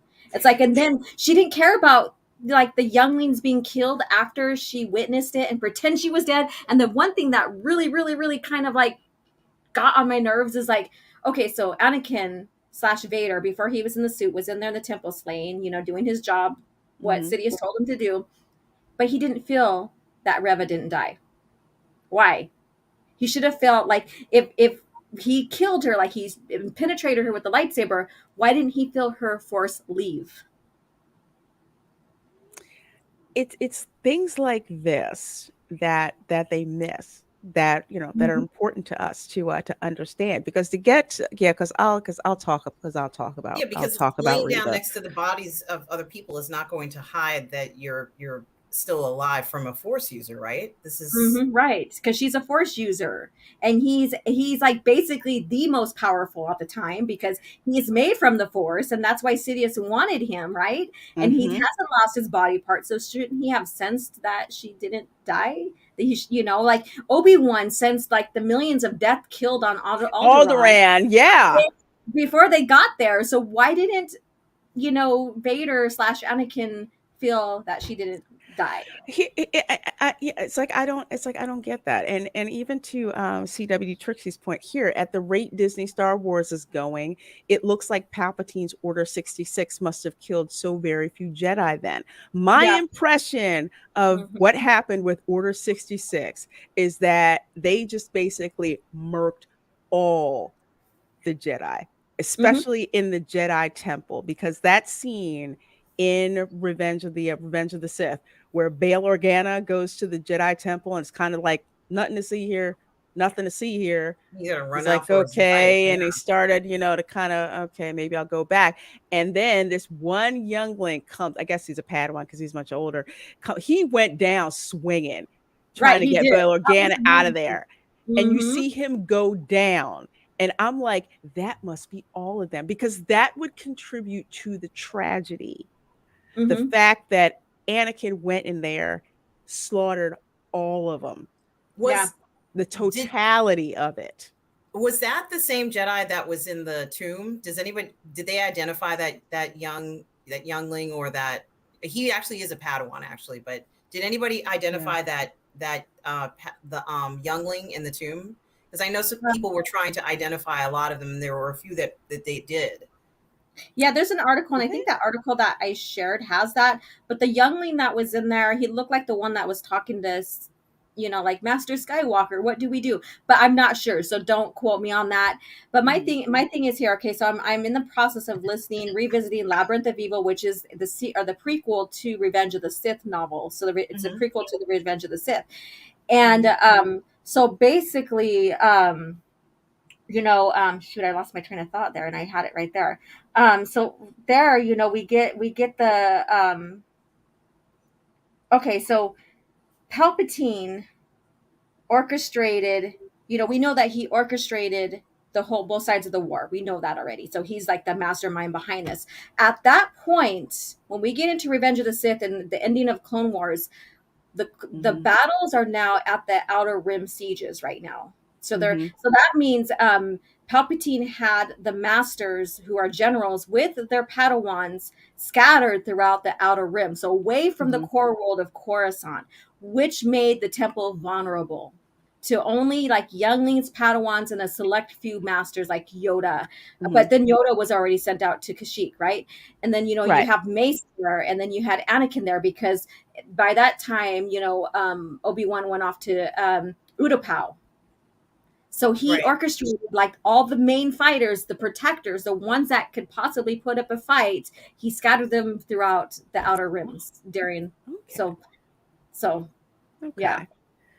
Yeah, I just like my whole idea, and this is as much as Baby Yoda is so cute, I don't like the idea that he survived the Jedi Temple massacre, because for me, what makes that massacre so tragic is the fact that Anakin is the one that instigated it. So for to find out, oh, we had a couple people escape. It's seriously, it didn't sit well. So now we have Reva and the other little band of them that for Mhm. some reason they were allowed to get away, which to me makes no sense. So you have her and Grogu getting away, and I Yeah. didn't. It's such a cop out of writing to have them Mm-hmm. do that, Mhm. because that tragedy should stand on its own. It's like having Romeo and Juliet, and they decided to let Juliet live Mhm. instead of her Yeah. dying, the second time. With Yeah, Well, and, it's a with and good I'll, Kenobi. I'll point. add this. I will add this. Like, okay, so when you get into the expanded universe under George Lucas's era, there were surviving Jedi's, but these were like this is like, and this has nothing to do with the chip because the chip was a last minute thing after the lore was written and stuff. So, but when you look at it, and some of the commanders are questioning the orders, and they're like, we don't fight against our generals. So there's Hmm. like very, very few that went against the orders, but they said, if we see you again, to like their generals and the Jedi that are with them in their company, then we will have to kill you. So they gave that. And so that's why few of them were able to escape, but the ones that were remaining did get hunted down and killed. And then the ones that actually did survive, they just totally gave up the Jedi way and disappeared completely in the galaxy, or went as a mercenary, and they just totally gave up their Jedi way. But it was like few and Right. far in between, because you have to consider the weight of how this would reflect once we get to Luke Skywalker's story. Absolutely. Hey, Michael Quaid says, "Hail the great corporate Creole." Just stopping in for a quickie, but I must fly. Well, so glad you dropped For in, sure. Michael Quaid. I sure do appreciate that. Mhm. Let's see, John 42, hello, says, "I was half expecting Baby Yoda to crawl out of hiding and force heal young Reva so they could have their Luke Skywalker I would have moment." been just so disappointed if I had seen that. I think I really just would have been yelling if I saw that, because they already brought him back too soon. He should still I be at know, school with right? Luke. He has so Mhm. much to learn. Luke has so much to teach him, and he was just starting to kind of like kick ass. The little guy finally doing all his little things, and he needed more time for school like any other child needs. So I kind of am conflicted that he was brought back from school so soon. Yeah, I didn't like that. It was just why? It's like, why bring him back? Well, I can kind of tell you why, cuz Disney pimps that Mandalorian merch. I'm telling you, Baby Mhm. Yoda like craps credits right Yeah. now for Mhm. Disney, to the point where they're going to put the Mandalorian, which this is where they're going, the characters from the Mandalorian in Galaxy's Edge. That little Mhm. green booger makes a ton of money. So that's why they brought him back so early, Mhm. even though script wise and plot wise, it didn't make sense to see him that quickly. That seems to be the only reason that they brought him back, just for marketing, instead of to just make him a one off. Let's see. We have so many great comments in here. Well, Over like 45 of you guys watching and 83 likes. Trying to see if we can get to 100 likes by the end of the show. Thank you. I had also heard someone say, not in this chat, but in another chat, say that Riva would be the one who would take him from the temple because she's still alive, and that somehow she would find him and, take him away. Although that doesn't really make any sense. I had also feared that would be what happened with Grogu. But as time is going on, I think I think Anakin took him from the temple and brought him to Palpatine. What do you guys think? I don't know what to think with this right here, because first of all, when they first revealed that he survived the slaughter at the temple and that somehow he had to survive and get out, then I'm thinking this is not the Jedi way to, really just separate one specific youngling because of their force ability like that and let the other ones go to be massacred or murdered. So to me, that was a huge conflict right there, because they would try to protect all of them one way, shape, or form, right? And so that right there, and there's no story about that, but now I'm predicting, I think everybody has the same mind on this, that Riva or whatever you want to call her may have been the one that might have gotten him out, because now she's the link. She is their character now. So there's going to be that tie-in, just, and that's my prediction on that, and I still think, and if that's the prediction, or if that's going to happen, then it goes, away from my fear of like a Jedi or a master saving him because of his force ability, because he's a Yoda species, which, I call BS on, Or maybe she used him to get out of the temple alive and said, "Hey, don't kill me. I brought you a Yoda species. Please make me an Inquisitor." But then she should have been captured still. She should have been killed still. Yeah. But I'm just trying to think of how they'll spin this, because they spin, things that are unreasonable.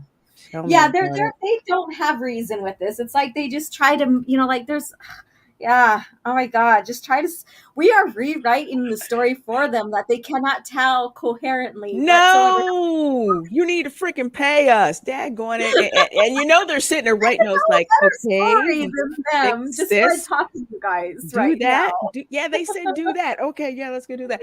Abu Nas, one of the amazing gentlemen of the Dark Council, dropping in with a $10 super chat. And thank you for being a channel member, my dear.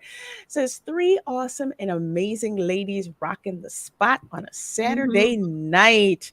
Was back and forth listening in, about to get back on the road, so I'll be hanging out. You ladies is the best of our fandom. Oh, thank you. Oh, thank you, my darling. Much. So do appreciate that. Thank you so much for that super chat and for dropping in. Yes, being graced by the presence of El Presidente. Thank you so very much.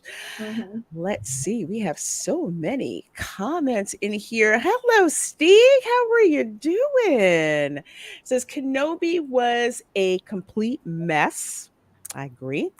Member berries and dangling the keys. Lucas said it flat out. Disney Star Wars isn't Star Wars. One of my biggest beefs with this, I had an issue with the member berries with Boba Fett, but definitely an issue with the member fairies in Kenobi, especially since we'll just go with like the trailer that they did, and you think that it's going to be focused, with protecting Luke.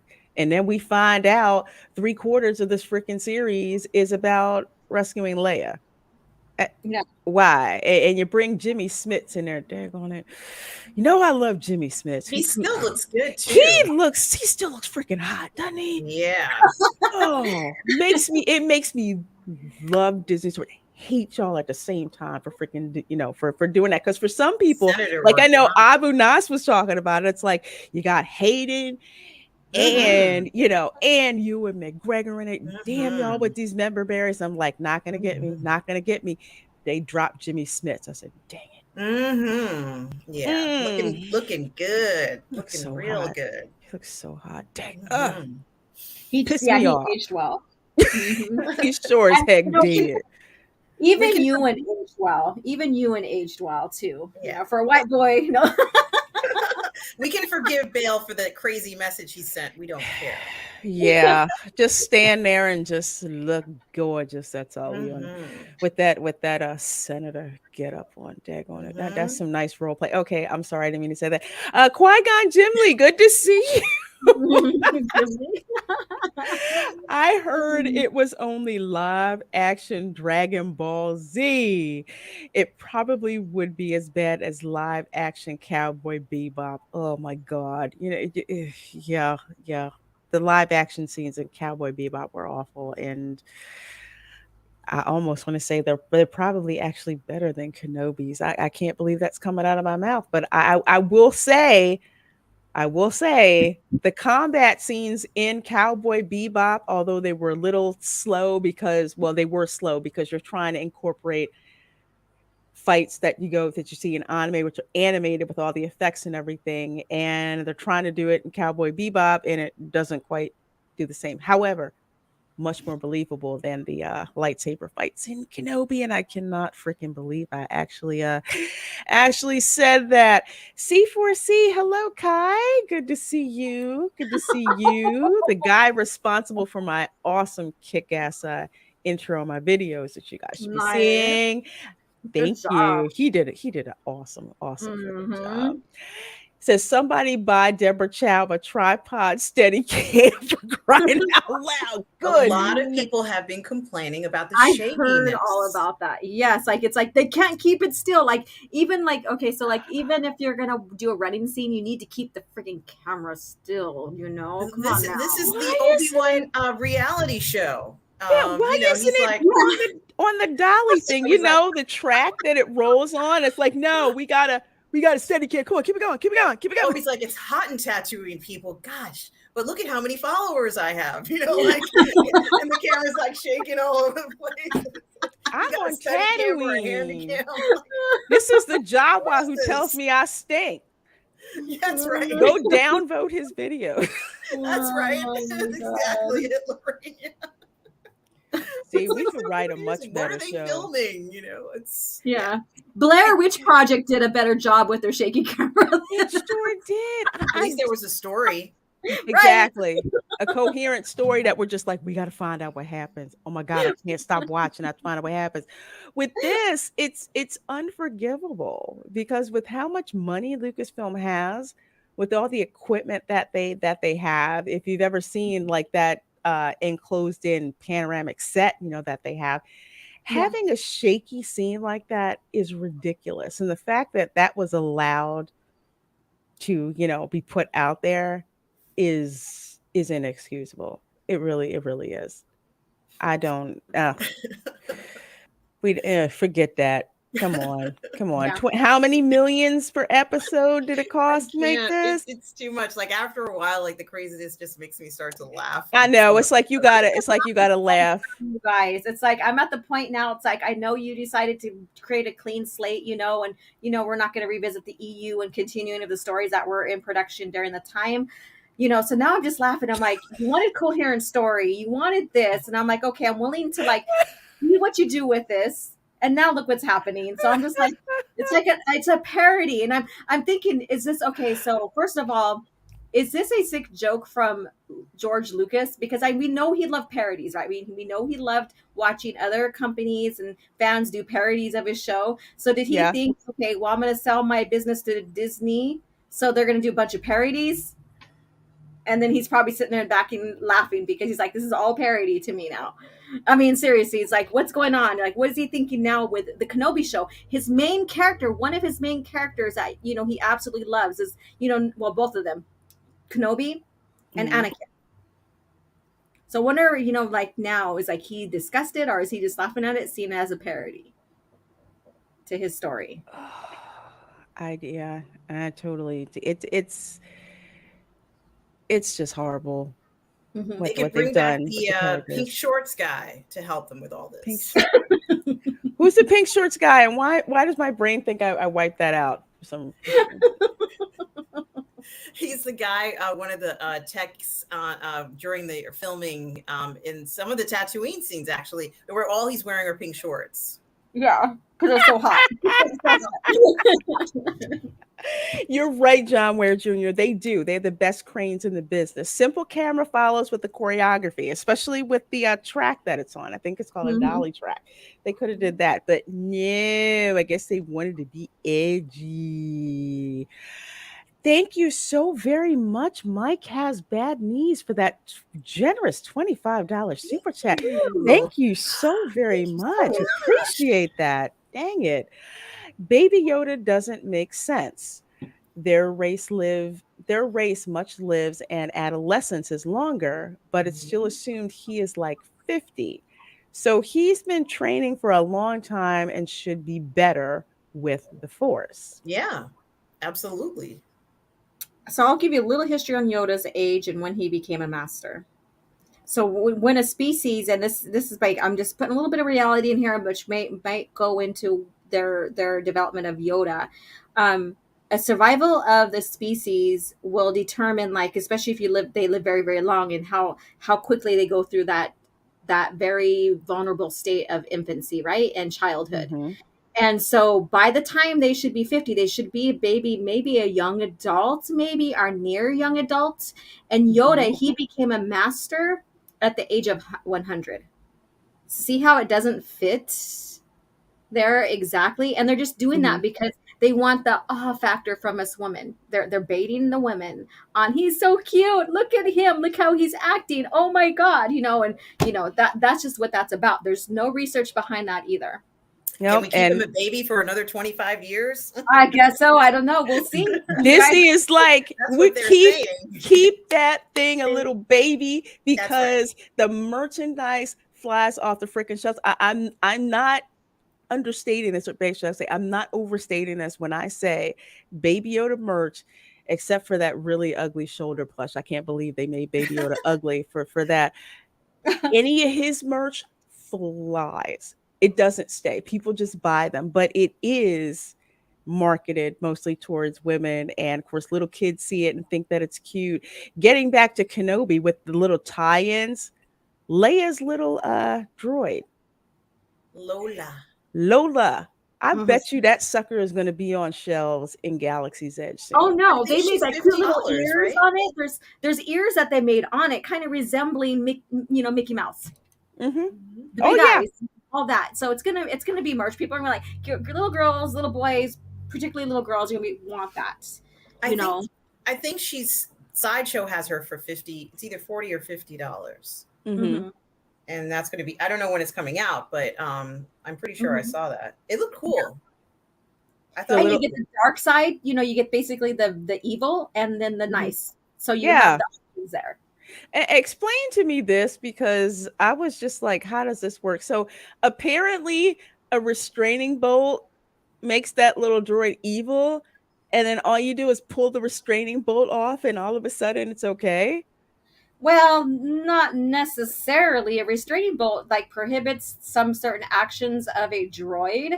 Like when you see A New Hope, when Luke rips off the restraining bolts off Right. of R2, that what the Jawas were doing was preventing R2 from acting quickly and trying to escape and stuff. So they're under his command, right? Right. But the thing is, they were in total control and in sight of him. This doesn't make sense because they don't even see the droid in sight to even, command him to go do the stuff he did or stop him, so it doesn't make sense. There was no sensibility behind that whatsoever. It didn't, because I was just like, what the hell?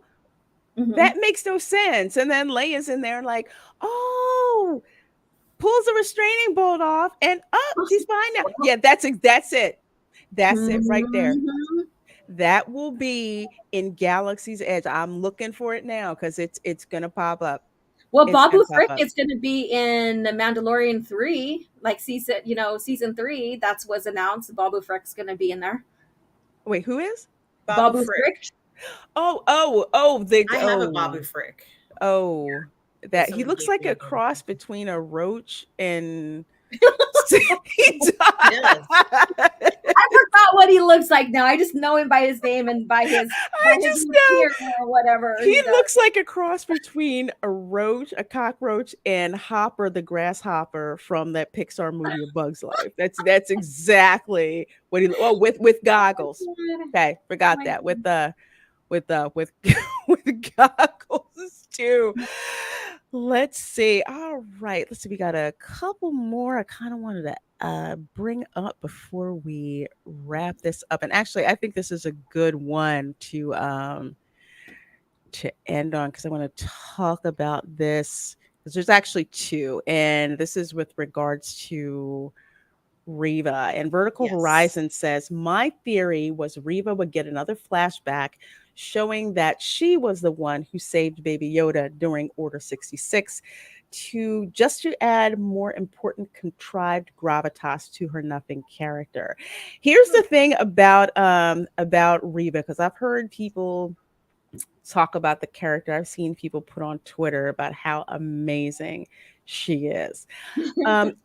If you exactly, girl, if you are going to have a villain, they Oh. need to act like a villain, and there's Mhm. no gravitas to her when you see her.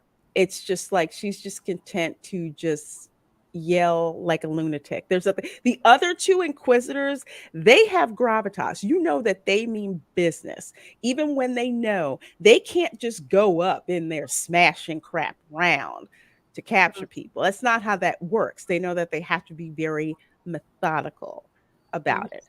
And Reva just doesn't have that. It's like, let me just go in here and smash up stuff and threaten to kill people and do whatever for no apparent Well, reason. There, Vader never really had to like when he was like being direct and he had to raise his voice. It was for a point, but you didn't see him go and just like scream all the damn time. The first time we see him ever, he's walking in with this heavy dark presence. mm-hmm, And exactly. and so that brought that his presence alone, yeah, he does like force choke someone, he does like like I want those plans now, but he didn't holler around, he didn't scream around all the time. When he did get direct, like when we see him in Empire Strikes Back, he didn't yell, but he was very direct, very stern, and then his actions preceded that with force choke or whatever he needed. Exactly. It's like with Reva, they're trying to force it on you that she's a badass rather than have writing that clearly shows the exposition of a villain. Mm-hmm. And they don't do this here. It's like it's enough for her to show up, yell at people, gut stab people with a lightsaber, Mm-hmm. and that's enough. And that's not enough, which brings me to the other thing. And I really, this is a thing that cracks me up about Lucasfilm and how they claim to want to be quote unquote diverse. I'm going to say this because I would love for some of y'all to come back and call me that I'm I racist for think I'm saying reading. this. I think I'm reading your mind, but go ahead and proceed with what you're going to say because I think I Yeah. know what you're going to You come up with this character poorly written, sloppily acted, that doesn't fit in at all. And I'm supposed to be impressed by this. say. Mm. I'm supposed to be impressed with this character that doesn't seem pivotal, that doesn't seem to make sense, that has the nerve to try to go up against the most powerful Jedi and like nothing happens to her. Mm-hmm. And she's not allowed to go completely fully evil. I'll say Mm-hmm. that. And then the way that you loop it in there is you show her as one of the younglings in the beginning. It's very obvious which one she is, again, which tells me how lazy you are about writing. So I should be happy about this. I should be pleased about this. Why is it Reva's character doesn't deserve the same amount of writing caliber that the other two inquisitors had? That oh my gosh, what was her name? She was the The second actually sister? imperial spy, Oh, like the Tala. second sister, like Yeah. Tala. Why wasn't she written like Tala? Because you didn't see Tala for very long, but you immediately bought it that she was an imperial officer just And then because the way she acted. I'm gonna add this, and I'm gonna go back to Finn's character. They had him yelling all the time. Black character. Now she's yelling Mm-hmm. all the time. Black character. So is this like a little stereotype that, are, black people are always yelling and angry, or whatever? I mean, seriously, because, you can point out all the basic stereotypes that they use for these diverse character contrived stories for the diversity they want to bring in. Like you have, him being a janitor, he was a successful stormtrooper or whatever. And then you have like Poe, who who was a spice runner, he was a smuggler, going back into fitting a stereotype there with that character. So we have all Mm-hmm. these stereotypical kind of writing that really doesn't belong in there, but when you look at it, you can tie it back to our reality and see it as a stereotypical analogy towards that, even though they're trying to give us a clear, fair, diverse cast. They didn't need to go along those lines. Oh, I'll Yeah, let they you go first, certain, because I see you about to say something. So go ahead, Yeah, girl. go ahead, go girl. Go ahead.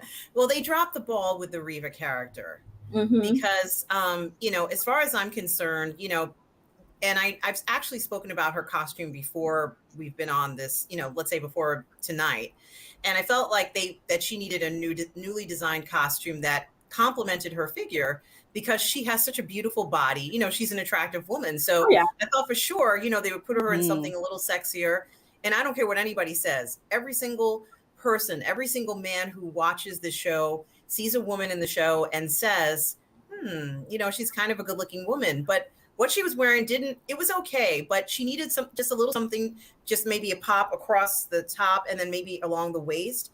Because it wasn't until the end of the series that I noticed she was walking. I was like, yeah, she has a really nice figure.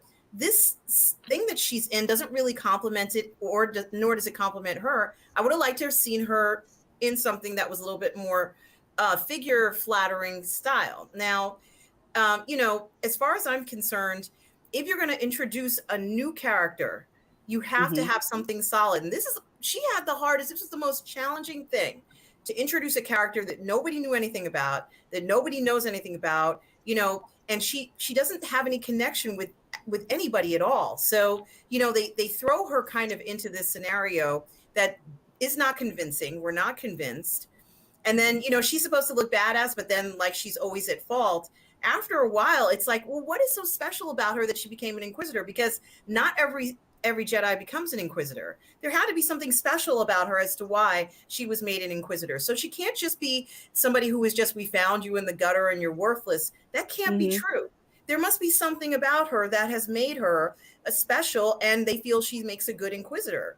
So, it's kind of contradictory, like they're saying, well, she's not as good as everybody because we found her here. Well, it shouldn't really matter at this point because, you've been given a huge task and you're the one who's kind of hunted down or narrowed down where Kenobi is now.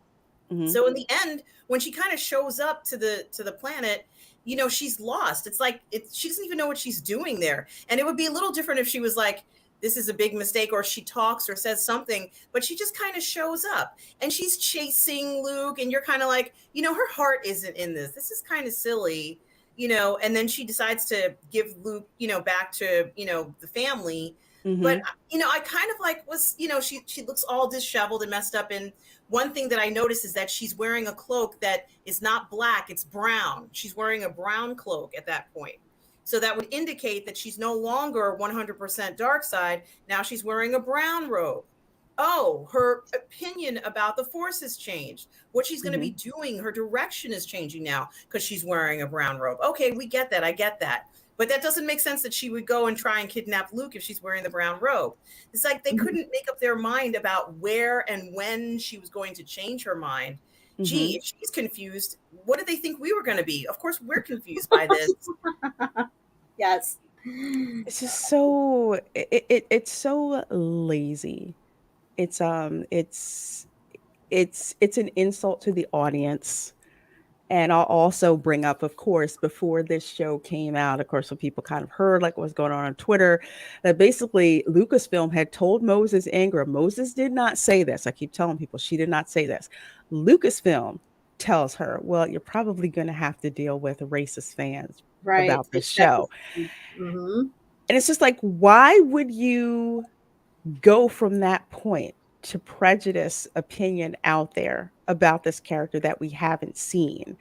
And why is it that you give the impression that people are not going to like her simply because her character has dark skin? To me, that's an extreme insult.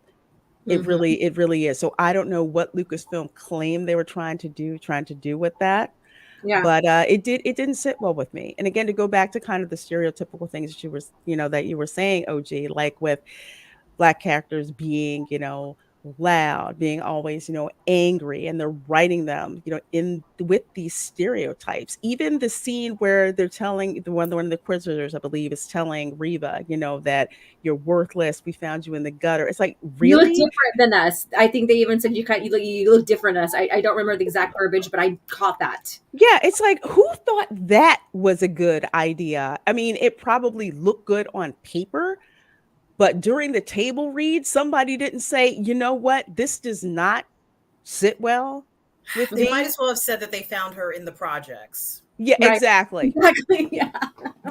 You are exactly right, or that's exactly what they should just come out and be honest and just say that. And Hmm. it's such a slap in the face and disgusting when you say we have these diverse characters. Isn't it great? It's like, no, it's not great because you're writing them as a stereotype. You're not writing them as a bona fide character in the Star Wars universe. And that's what we want. That's what everyone wants to see. But for some reason, you're just too lazy to write them that way. Or maybe you think that that's good enough because that's what you want to see, but that also goes to the whole aspect of trying to preach to the message, so to speak, instead of writing real Star Wars, and that's the problem. Hmm. Yeah. And they have a good point here. Like the Inquisitors, where her face were all white, but then of course she was too good to wear white face. And you even have an Asian character that was basically, his face is very pale, like an Inquisitor. Yeah, Yeah, What? Sun Why Kang. would she Yeah. be different then? Why? Like, I that just is exactly right. get that. Ah. That would have worked, and I almost, yeah, and I'll say this, they probably cheaped out with the special effects as well, because Mhm. you can put white body paint on dark skin. You get a talented makeup artist to Right. Mhm. pull that off, and it would have worked. Again, having her blend in. So the focus is more on who she is as an inquisitor, not really what she looks like per se. Hmm. That's Yeah. an She could have been extremely wearing a good point. mask even. We wouldn't have cared. We would have Right. found out after the fact what she Exactly. looked like. That would have been quite a reveal at the end. Like when, let's say, if she does redeem herself and go to Tatooine, Hmm. in all this craziness, and then takes the mask off, and you'd be like, oh, that's what Reva looks like. Exactly. And that would, girl, we keep writing this stuff for him. That would have been even more powerful. You can't see her face because the big part of Darth Vader being so menacing, you can't see his face. You can't Hmm. read his expression. You can only check it out during his body language. So you don't know if he's just standing there just to stand there, or if he's plotting whether he should force choke you, Yeah. or not, or not. If she was wearing a mask through all of this, well, first of all, you need more acting, even more acting gravitas to act through a mask. It's like your That's presence, boom, has to ex- exude out. exactly. Emotions have to exude out words so that even the audience that are outside the story watching should feel it and stuff. Just like we Mhm. said with Vader walking onto Tantive 4, and going after Leia and the plans and stuff. The minute you see him walking in, like even with Anakin when he's going to purge the temple, even though we see him mostly cloaked, like that presence of walking with the 501st behind him coming up the stairs, that right there, that was phenomenal. But then you need the story, you need a good score. And one thing that I thought that they would do, because it's tradition for Mhm. Star Wars, is having Vader's music. Oh yeah. That's what they were lacking here. That's I wouldn't You're even call that right. member berries or anything. That's just part of his persona. It's like once you hear that music, you expect That's Vader. his theme music. When you Right. hear that, Imperial Death Mhm. March. Right. exactly, it's Mhm. about to go down. So imagine listening to that a little bit when him and Obi-Wan have their confrontation, and then he's watching Obi-Wan burn. I bet you that would have been a lot more weight, even though it still doesn't mix with what George intended with, the first and last duel. That would still have some weights to it. Exactly. Exactly. Mhm. Well, Yeah. John Weir Jr., thank you so much for the $5 super chat, my dear. He says, her petulance shows her weakness. Gotta walk softly and carry a big stick. She could have had elegance, grace, and poise while being callous. Absolutely. And I think and I had discussed this. The dark side is supposed to be very seductive. Hmm. So if Mhm. Right. anything, I would have loved it, not the point of not like, oh well, I'm gonna, beat Vader. It's kind of like, I'm gonna be your best girl. Hmm. What do you want me to do? I'll That's do right. whatever it is, That's to right, just serve you. Vader. Exactly, to have that kind of gravitas behind her, that I don't have to Mhm. raise my voice to get my point across. I don't Mhm. have to be a badass and kick your ass, with just a thought. I have somebody do that for me. Mhm. Not say that I'm going to kill you. I'll go grab one of your family members and drag them out and just talk to them. Or one of my favorite mob moves, they go and get one of the kids, and all they're Mhm. doing is just talking to the kid. The Mhm. kid doesn't know they're in trouble. The parent knows they're in trouble, like, oh God, this guy's a mob boss. But just like, no, we're just having a conversation. Yeah, that Just seductive, like influential, all of that. There's a, yeah, I get it. Oh my god. And the thing is that, like, they dropped the ball with that, with given that gravitas, given that that mood, that dark mood. They dropped mm-hmm. the ball with that. There was no dark mood other than like poor lighting with Obi-Wan burning. Yeah, The it's strange look of like how Vader looks behind the fire. Like there's nothing. Like I said, if they would have done his theme music, you know, and meshed it in with like the Force music, and do mix up the score a little bit, the notes a little bit to give that fearsome, but then also that longing of like Obi-Wan needs help mhm. behind that score. But of course, John Williams didn't do the score. He only did one, and that was supposed to be for Obi-Wan, and that wasn't even phenomenal. I'm sorry. I think that was the worst No. John Williams is in this show. It was Sorry to say. it was absolutely, yeah, not all that good. And you're right. It's like the music makes a big difference. Mm-hmm. And the music just wasn't that good with this. You didn't feel the urgency, like with the score, how the score changes when there's a chase, or how score Yeah. changes when there's a showdown that's about to happen. And I think most of it is because not Star Wars, excuse me, Disney is very uncomfortable with showing true evil, because they've done it with their own characters, like Mm-hmm. Maleficent, like with Yeah. Cruella, trying to make them more relatable. They it's like they don't want to go there, which is, I think, again, why they actually came up with survivors from Order 66, which I really didn't like. Yeah, and Vader's in the wrong hands, the wrong company. Like even him alone, he's in the wrong company. When I hear people who like with the comics, the new comics, the Disney Star Wars comics, where they do kind of Mhm, capture his essence in that, Hmm. but mhm. when it comes to doing the films and the shows for it, like they Disney doesn't have the balls. They don't have the balls to show Vader what he's supposed to be, really. Other than like the hallway scene, in Rogue One, I give him Hmm. kind of Right. credit for that. But then again, we go from that to A New Hope, like seconds later, hours later, and he's nothing near that.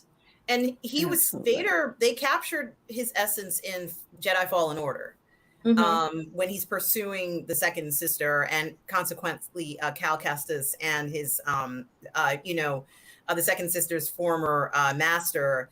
And that scene where he pursues them is very similar to a scene in the Obi-Wan Kenobi series, which I Mm-hmm. thought Mhm. was thank you, Fatal J. Yeah, Fatal is on. Yeah, he was on that 1,000 sub club journey. Yes, please do sub to her. Thank you so much. The link is in the description Thank box. you. And one other thing I wanted to mention is that we saw Tamora Morrison with no shirt on more times than I could count in the book of Boba Fett. That's Yeah. true. Yeah. So why, oh why, did not get to see, Obi-Wan Kenobi in at least one scene where he was either putting his vest on or, I mean, it gets hot in that desert. Come on, people. This is so I Yeah, living in a cave, know. no AC. Like, okay, so I'm gonna go there. Kenobi novel. He does, like, within a year, he settles down in his home that we see him in A New Hope. And there is basically an AC unit, and there's no best way you can describe it as that. And that he needs parts for it, so he's going to travel far into Bastine, and it takes him to another town, what have you. But he does have a cooling system in there. But with Kenobi, like the series here, and he's in a cave, and mind you, yeah, it's going to be kind of dank, kind of cool in there, but maybe humid or whatever, because whatever, you know Mhm. so why is he like totally covered? Like, we even see Luke Skywalker with his robe, and it's halfway hanging off the side of his body a little bit in A New Hope, because of him working and stuff like that. So I get what you're saying with that. It's like, I don't know if they, to me, it's like they want to keep it family friendly, and they even said that the show is rated 9+. So then that Yes. goes with the comedy scene of the chase, the sitcom chase, and all that. And and even with the depth of Riva. I So practically memorized Tamora Morrison's physique at this point after I everything. know, So right? come on, people. We even got to see him in his drawers falling out of the back Mm-hmm. of the tank. Come on now. Mm-hmm. Goodness gracious. Come and you on. take a drink, you're like in his drawers, and let me take a Yes, sip to Mhm. pull myself off. I was very thankful for that. Yes, as was I. I'm Well, too like, bad let you didn't see Kay him half roll naked around a dancing little bit around the more. fire. Too bad you didn't see him half naked dancing around the fire. That maybe would have been a lot more better than what they gave us with his All tribal right. dance. Oh, well, I think we'll end on this comment here because it kind of brings it full circle to what OG had asked us earlier. Qui-Gon Gimli, thank you, says Obi-Wan doesn't mess up the original 6 movies for me.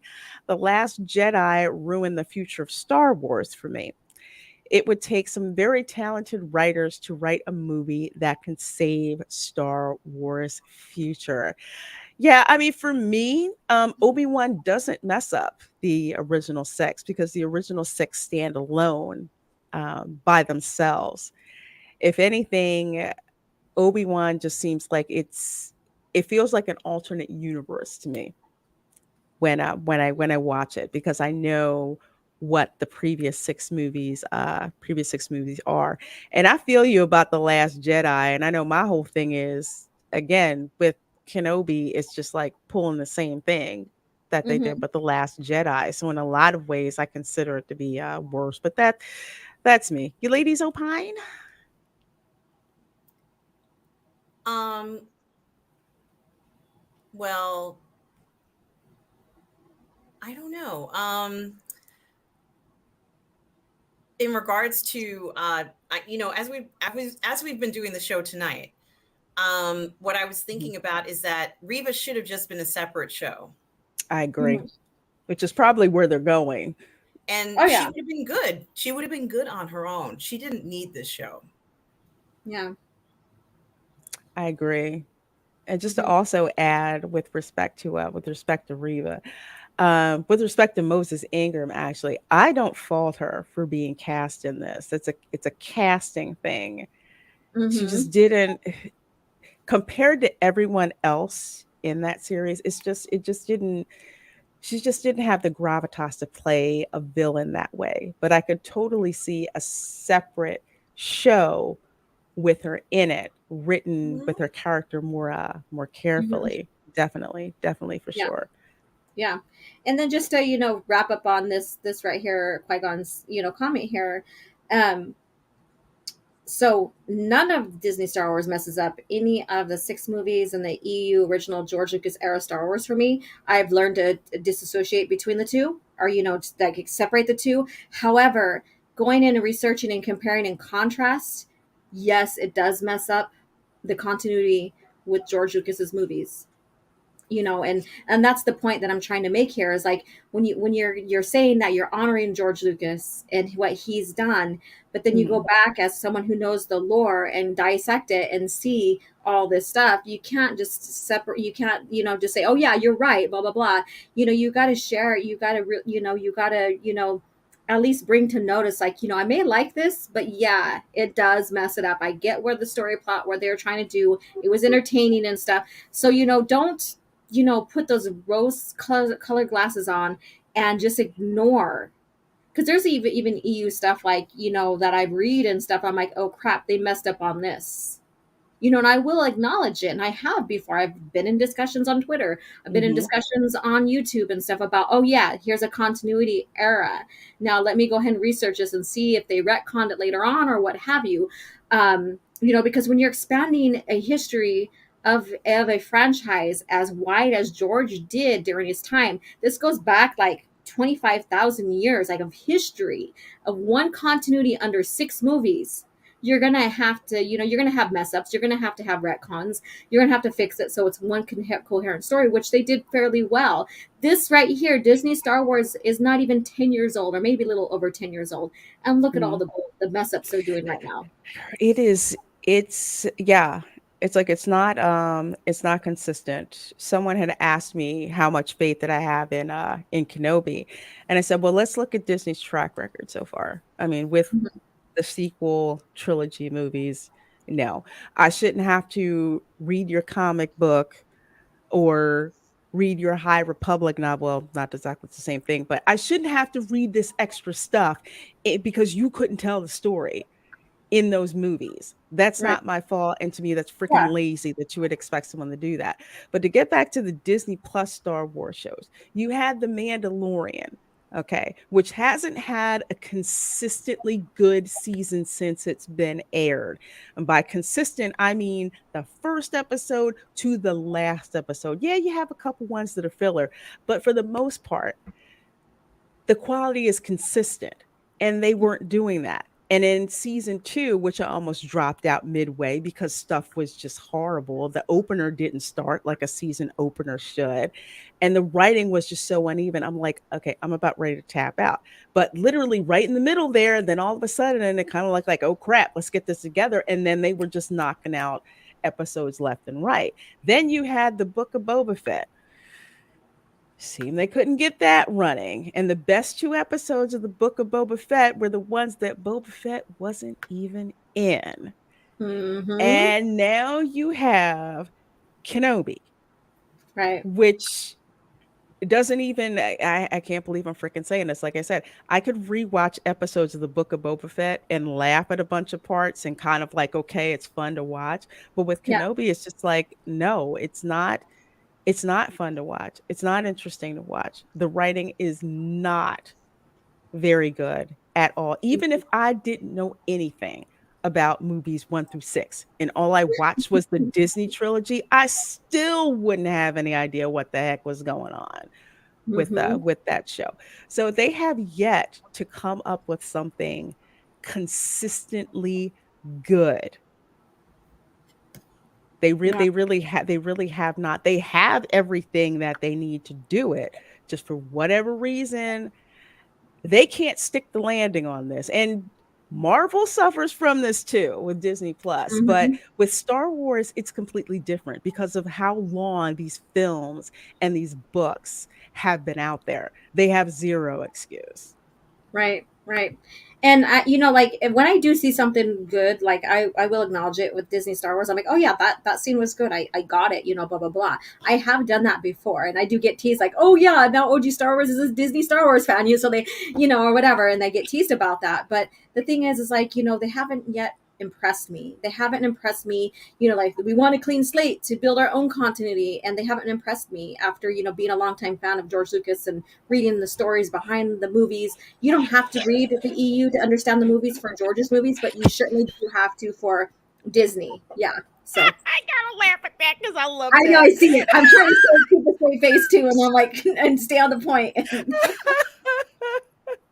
Go best for dang, with the Fast and the Furious music as Uh, well. I freaking love that. Just Nova 1138. I see what you did there with the numbers for 4.99. Thank you so very very much for that super chat. I appreciate that, my dear. The only way these shows make sense is if you never watch any original trilogy. Maybe by design maybe Disney figured a way to of retconning George. And we've been talking about this. If you don't watch the OT, kind of like how Mark with the C was saying, it's like if you forget you know anything about the original trilogy, Yeah, you can forget it. actually watch Ben Kenobi, and I mean, you still see some stuff that doesn't make sense, but it's kind of like, okay, it's pretty all right. But if Mm-hmm. you know about the OT, you watch Kenobi and you're just like, this is wrong, this is wrong, this is wrong, this is wrong, this is wrong. But what it looks like Disney is trying to do is to retcon the original trilogy. That's the only explanation to what would make sense given the way that they're going with these shows. So I agree. It is by design. I don't think I'm wrong. I would love to be wrong, but I doubt it because OG's been saying stuff like this. Ertem has been saying it. We've been saying it on the Dark Council. Other Yeah. people have been saying it. It's obvious where they're headed. Mm-hmm. Yeah. Yep. It's like you have Absolutely. to shut your mind off to watch this, especially away from George Lucas's era of Star Mhm. Wars. That includes the 6 movies. Absolutely. It's done by Absolutely. design. They're already retconning Vader's scar on the top of his head, which he got, Yeah, I said, Lord, yep, people. BK Panther says, I watched one episode of Boba Fett. I barely watched 3 episodes of Kenobi. I have no faith either. We're going to end well. Yeah, I hear you. I hear you. And you know what, editor MG? It's okay. Let me blow this up. It is okay, dude. It is okay to disagree Mm-hmm. because that's how we learn from other people. That's how we hear like different points of view. That's why I tell you with this show, I can't believe I knocked that out. I'm not going to tell you, and we are not going to tell you whether you should watch or not. That's We're right. right. just going to tell you what we see, and it is up to y'all if you want to go and watch it. Oh, well, thank you, dear. Oh, Oh, yes. Thank you I have guys so much. I have a Ben Kenobi confession. Oh, okay. Tell us Ooh, what. we have Mhm. confession time, ladies and Yeah. gents. Oh, you guys are gonna love this. Oh, okay. I want to see if they ever do another series on Ben Kenobi. I want it to be a series where it. Remember that year where he fell in love with Satine on Mandalore or wherever they were.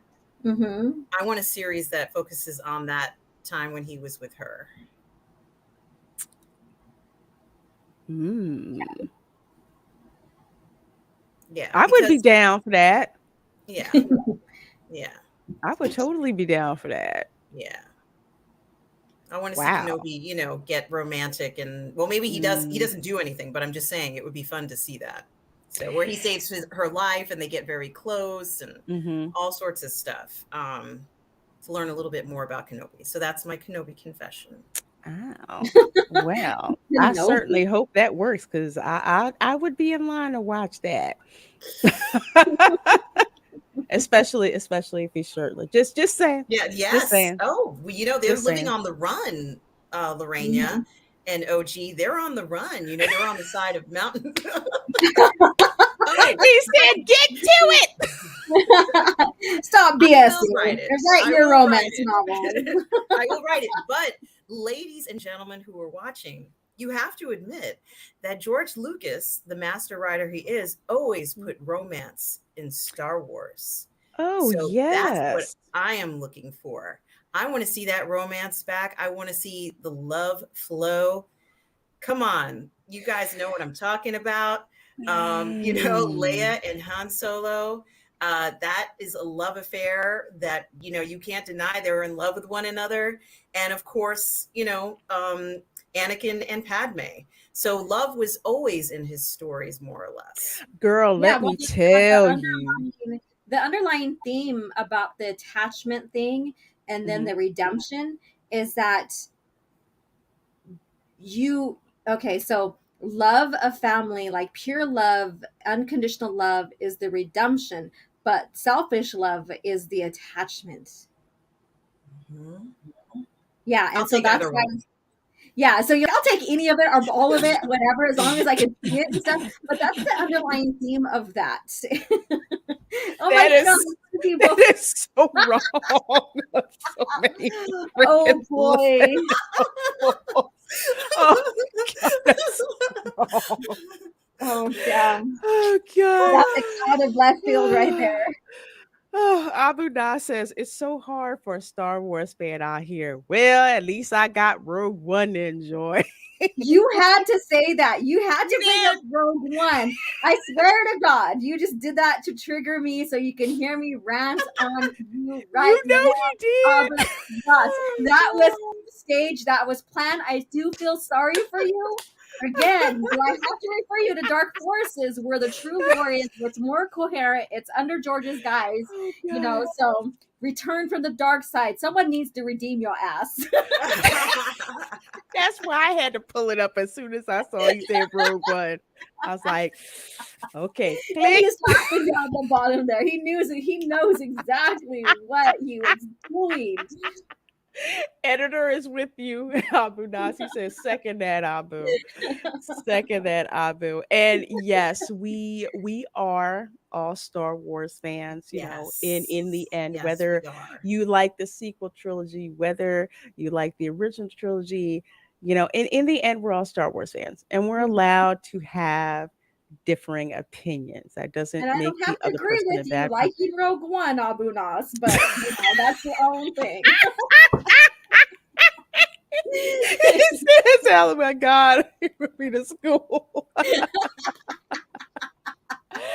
Oh my gosh. And yes, hello, Papa Delta Yankee. I don't think I've seen you here before, so welcome. I don't like Rogue One either.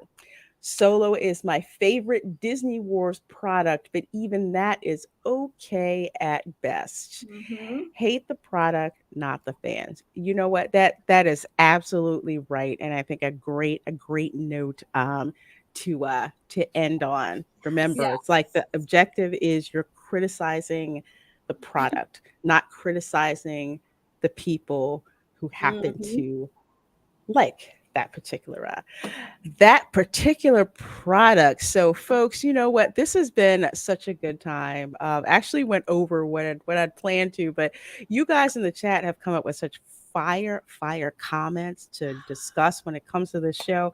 So, you guys are amazing. Thank you so very much. So we're going to actually go around, kind of shout out our channel. So first, with our very special guest, OG Star Wars, my dear, tell the folks where they can find you and what you have coming up, my dear. Okay, everybody, and thank you again for having me on here. It's been a great discussion, and I always love to, discuss and compare and contrast between both the lores. And you can find me on Twitter, OG Star Wars AB, and I also have a Twitter YouTube community that's specifically based upon my channel, where you will get George Lucas era of Star Wars content, discussion, fun banter, all of that. And then you can find me on my YouTube channel, OG Star Wars, here on YouTube as well. And I have my annual or my weekly show. It's called Coffee Chat, where we discuss Star Wars, specifically George Lucas era, and even compare and contrast, talk about the latest news, all of that. And then some shows I have, specialty shows I have, is Talking EU, where I interview people on what got them into Star Wars, particularly the EU as well. And you can also find me on Open Airlock's channel for the Spacings Friday nights. So stay tuned for that for next Friday. We are going to specifically talk about this article that we briefly shared here, and other articles and other things that we see that's going on today in in Star Wars in general. So stay tuned for that, and you'll find all that advertised on my Twitter channel. So thank you again, everybody, for putting up with me and my banter and all that stuff. It's been fun. Girl, you know we don't put up with you. We look forward to having you on here for that spicy commentary. Well, folks, the link to OG's YouTube channel is in the description. So please do Thank you. subscribe to her and check her out. And of course, my next panel's here.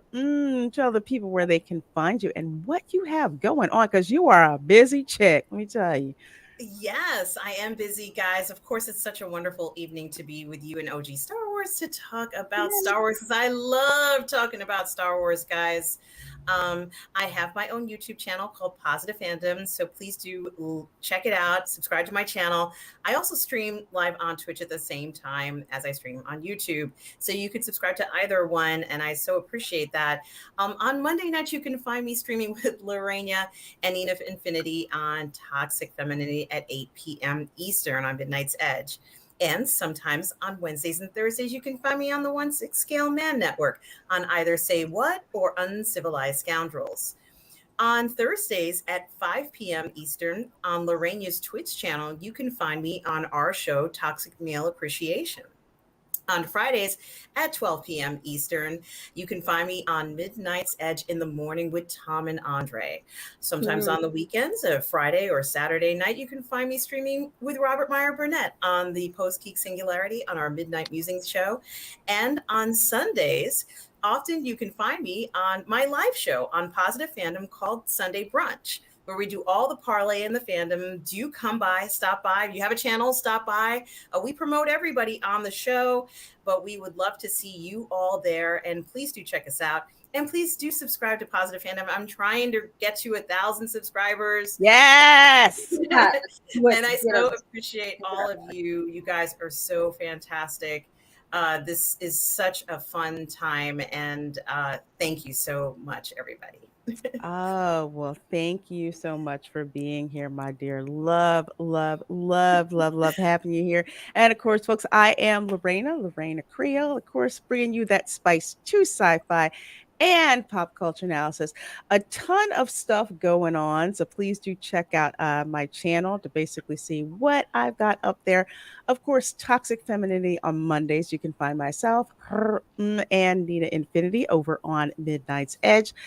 Let's see, Sunday, which is tomorrow, 8 p.m. Eastern, the Welcome to Florida show, where we have all kinds of crazy, crazy stories that are true with regards to the state of Florida. So we've got some really, really, yeah, they're all really crazy every week. But to see the crazy stuff that Florida man's involved in, it's absolutely, absolutely nuts. 1 p.m. Eastern, actually on my channel tomorrow, the video replay of the Toxic Male Appreciation Show from that Thursday that we have on Twitch, and it's going to be featuring the father and son acting duo of Clint Eastwood and Scott Eastwood. So please do go and check that out. Tuesday at 5 p.m. Eastern, Theme Park Geeks and Divas show. We are going to be talking about the diminishing value at Disney parks. So Culture Casino will be on that panel, as will Rogue Disney. So very excited about having everyone on this particular show, where we're, because I keep it real, culture keeps it real, Rogue Disney keeps it real. We're basically going to tell you the diminishing value at Disney, so you are aware should you happen to set foot in their parks. Wednesday, 8:30 p.m. Eastern, The Dark Council, which is permanently over on Drunk 3PO's Basement channel. So please do come and check that out. Thursday, Toxic Male Appreciation Show at 5 p.m. Eastern over on Twitch with her and myself. And this week, we're actually going to be talking about Chris Hemsworth. So please do check that one out. And let's see, Friday night, I'm actually going to be in the Animal Kingdom park at Disney. We're going to be checking out the world of Pandora from Avatar at night, so you can actually get to see what it's like. So I'm so excited to take you all there. Saturday morning, early in the morning, we will be at Universal Studios for Summer at Hogwarts. Going to be hanging out in Diagon Alley and also Hogsmeade. So that's going to be fun. And Saturday night, 8 p.m. No, not 8. Excuse me, 7 p.m. Eastern. And I are going to be talking part 2 of Stranger Things season 4. We finally get to see how it ends, because my goodness, this season of Stranger Things has absolutely been off the chain. I literally, with the last episode that ended before the break, my jaw was on the floor. I could not believe what I was seeing. So definitely come out for that. It's going to be an awesome, awesome, awesome time. And folks, thank you guys so very much for hanging out with us, talking about Kenobi. We sure as heck do appreciate it. Thank you, OG. Thank you for hanging out with me. And thank you guys out in the chat for hanging out with us. And if you're watching this on a replay, special thanks to you. Make sure you hit that like button. Let us know in the comments what you thought about the show. We sure would love to Mhm. hear that feedback from you. So, subscribe to the ladies here on the panel, and we will see you next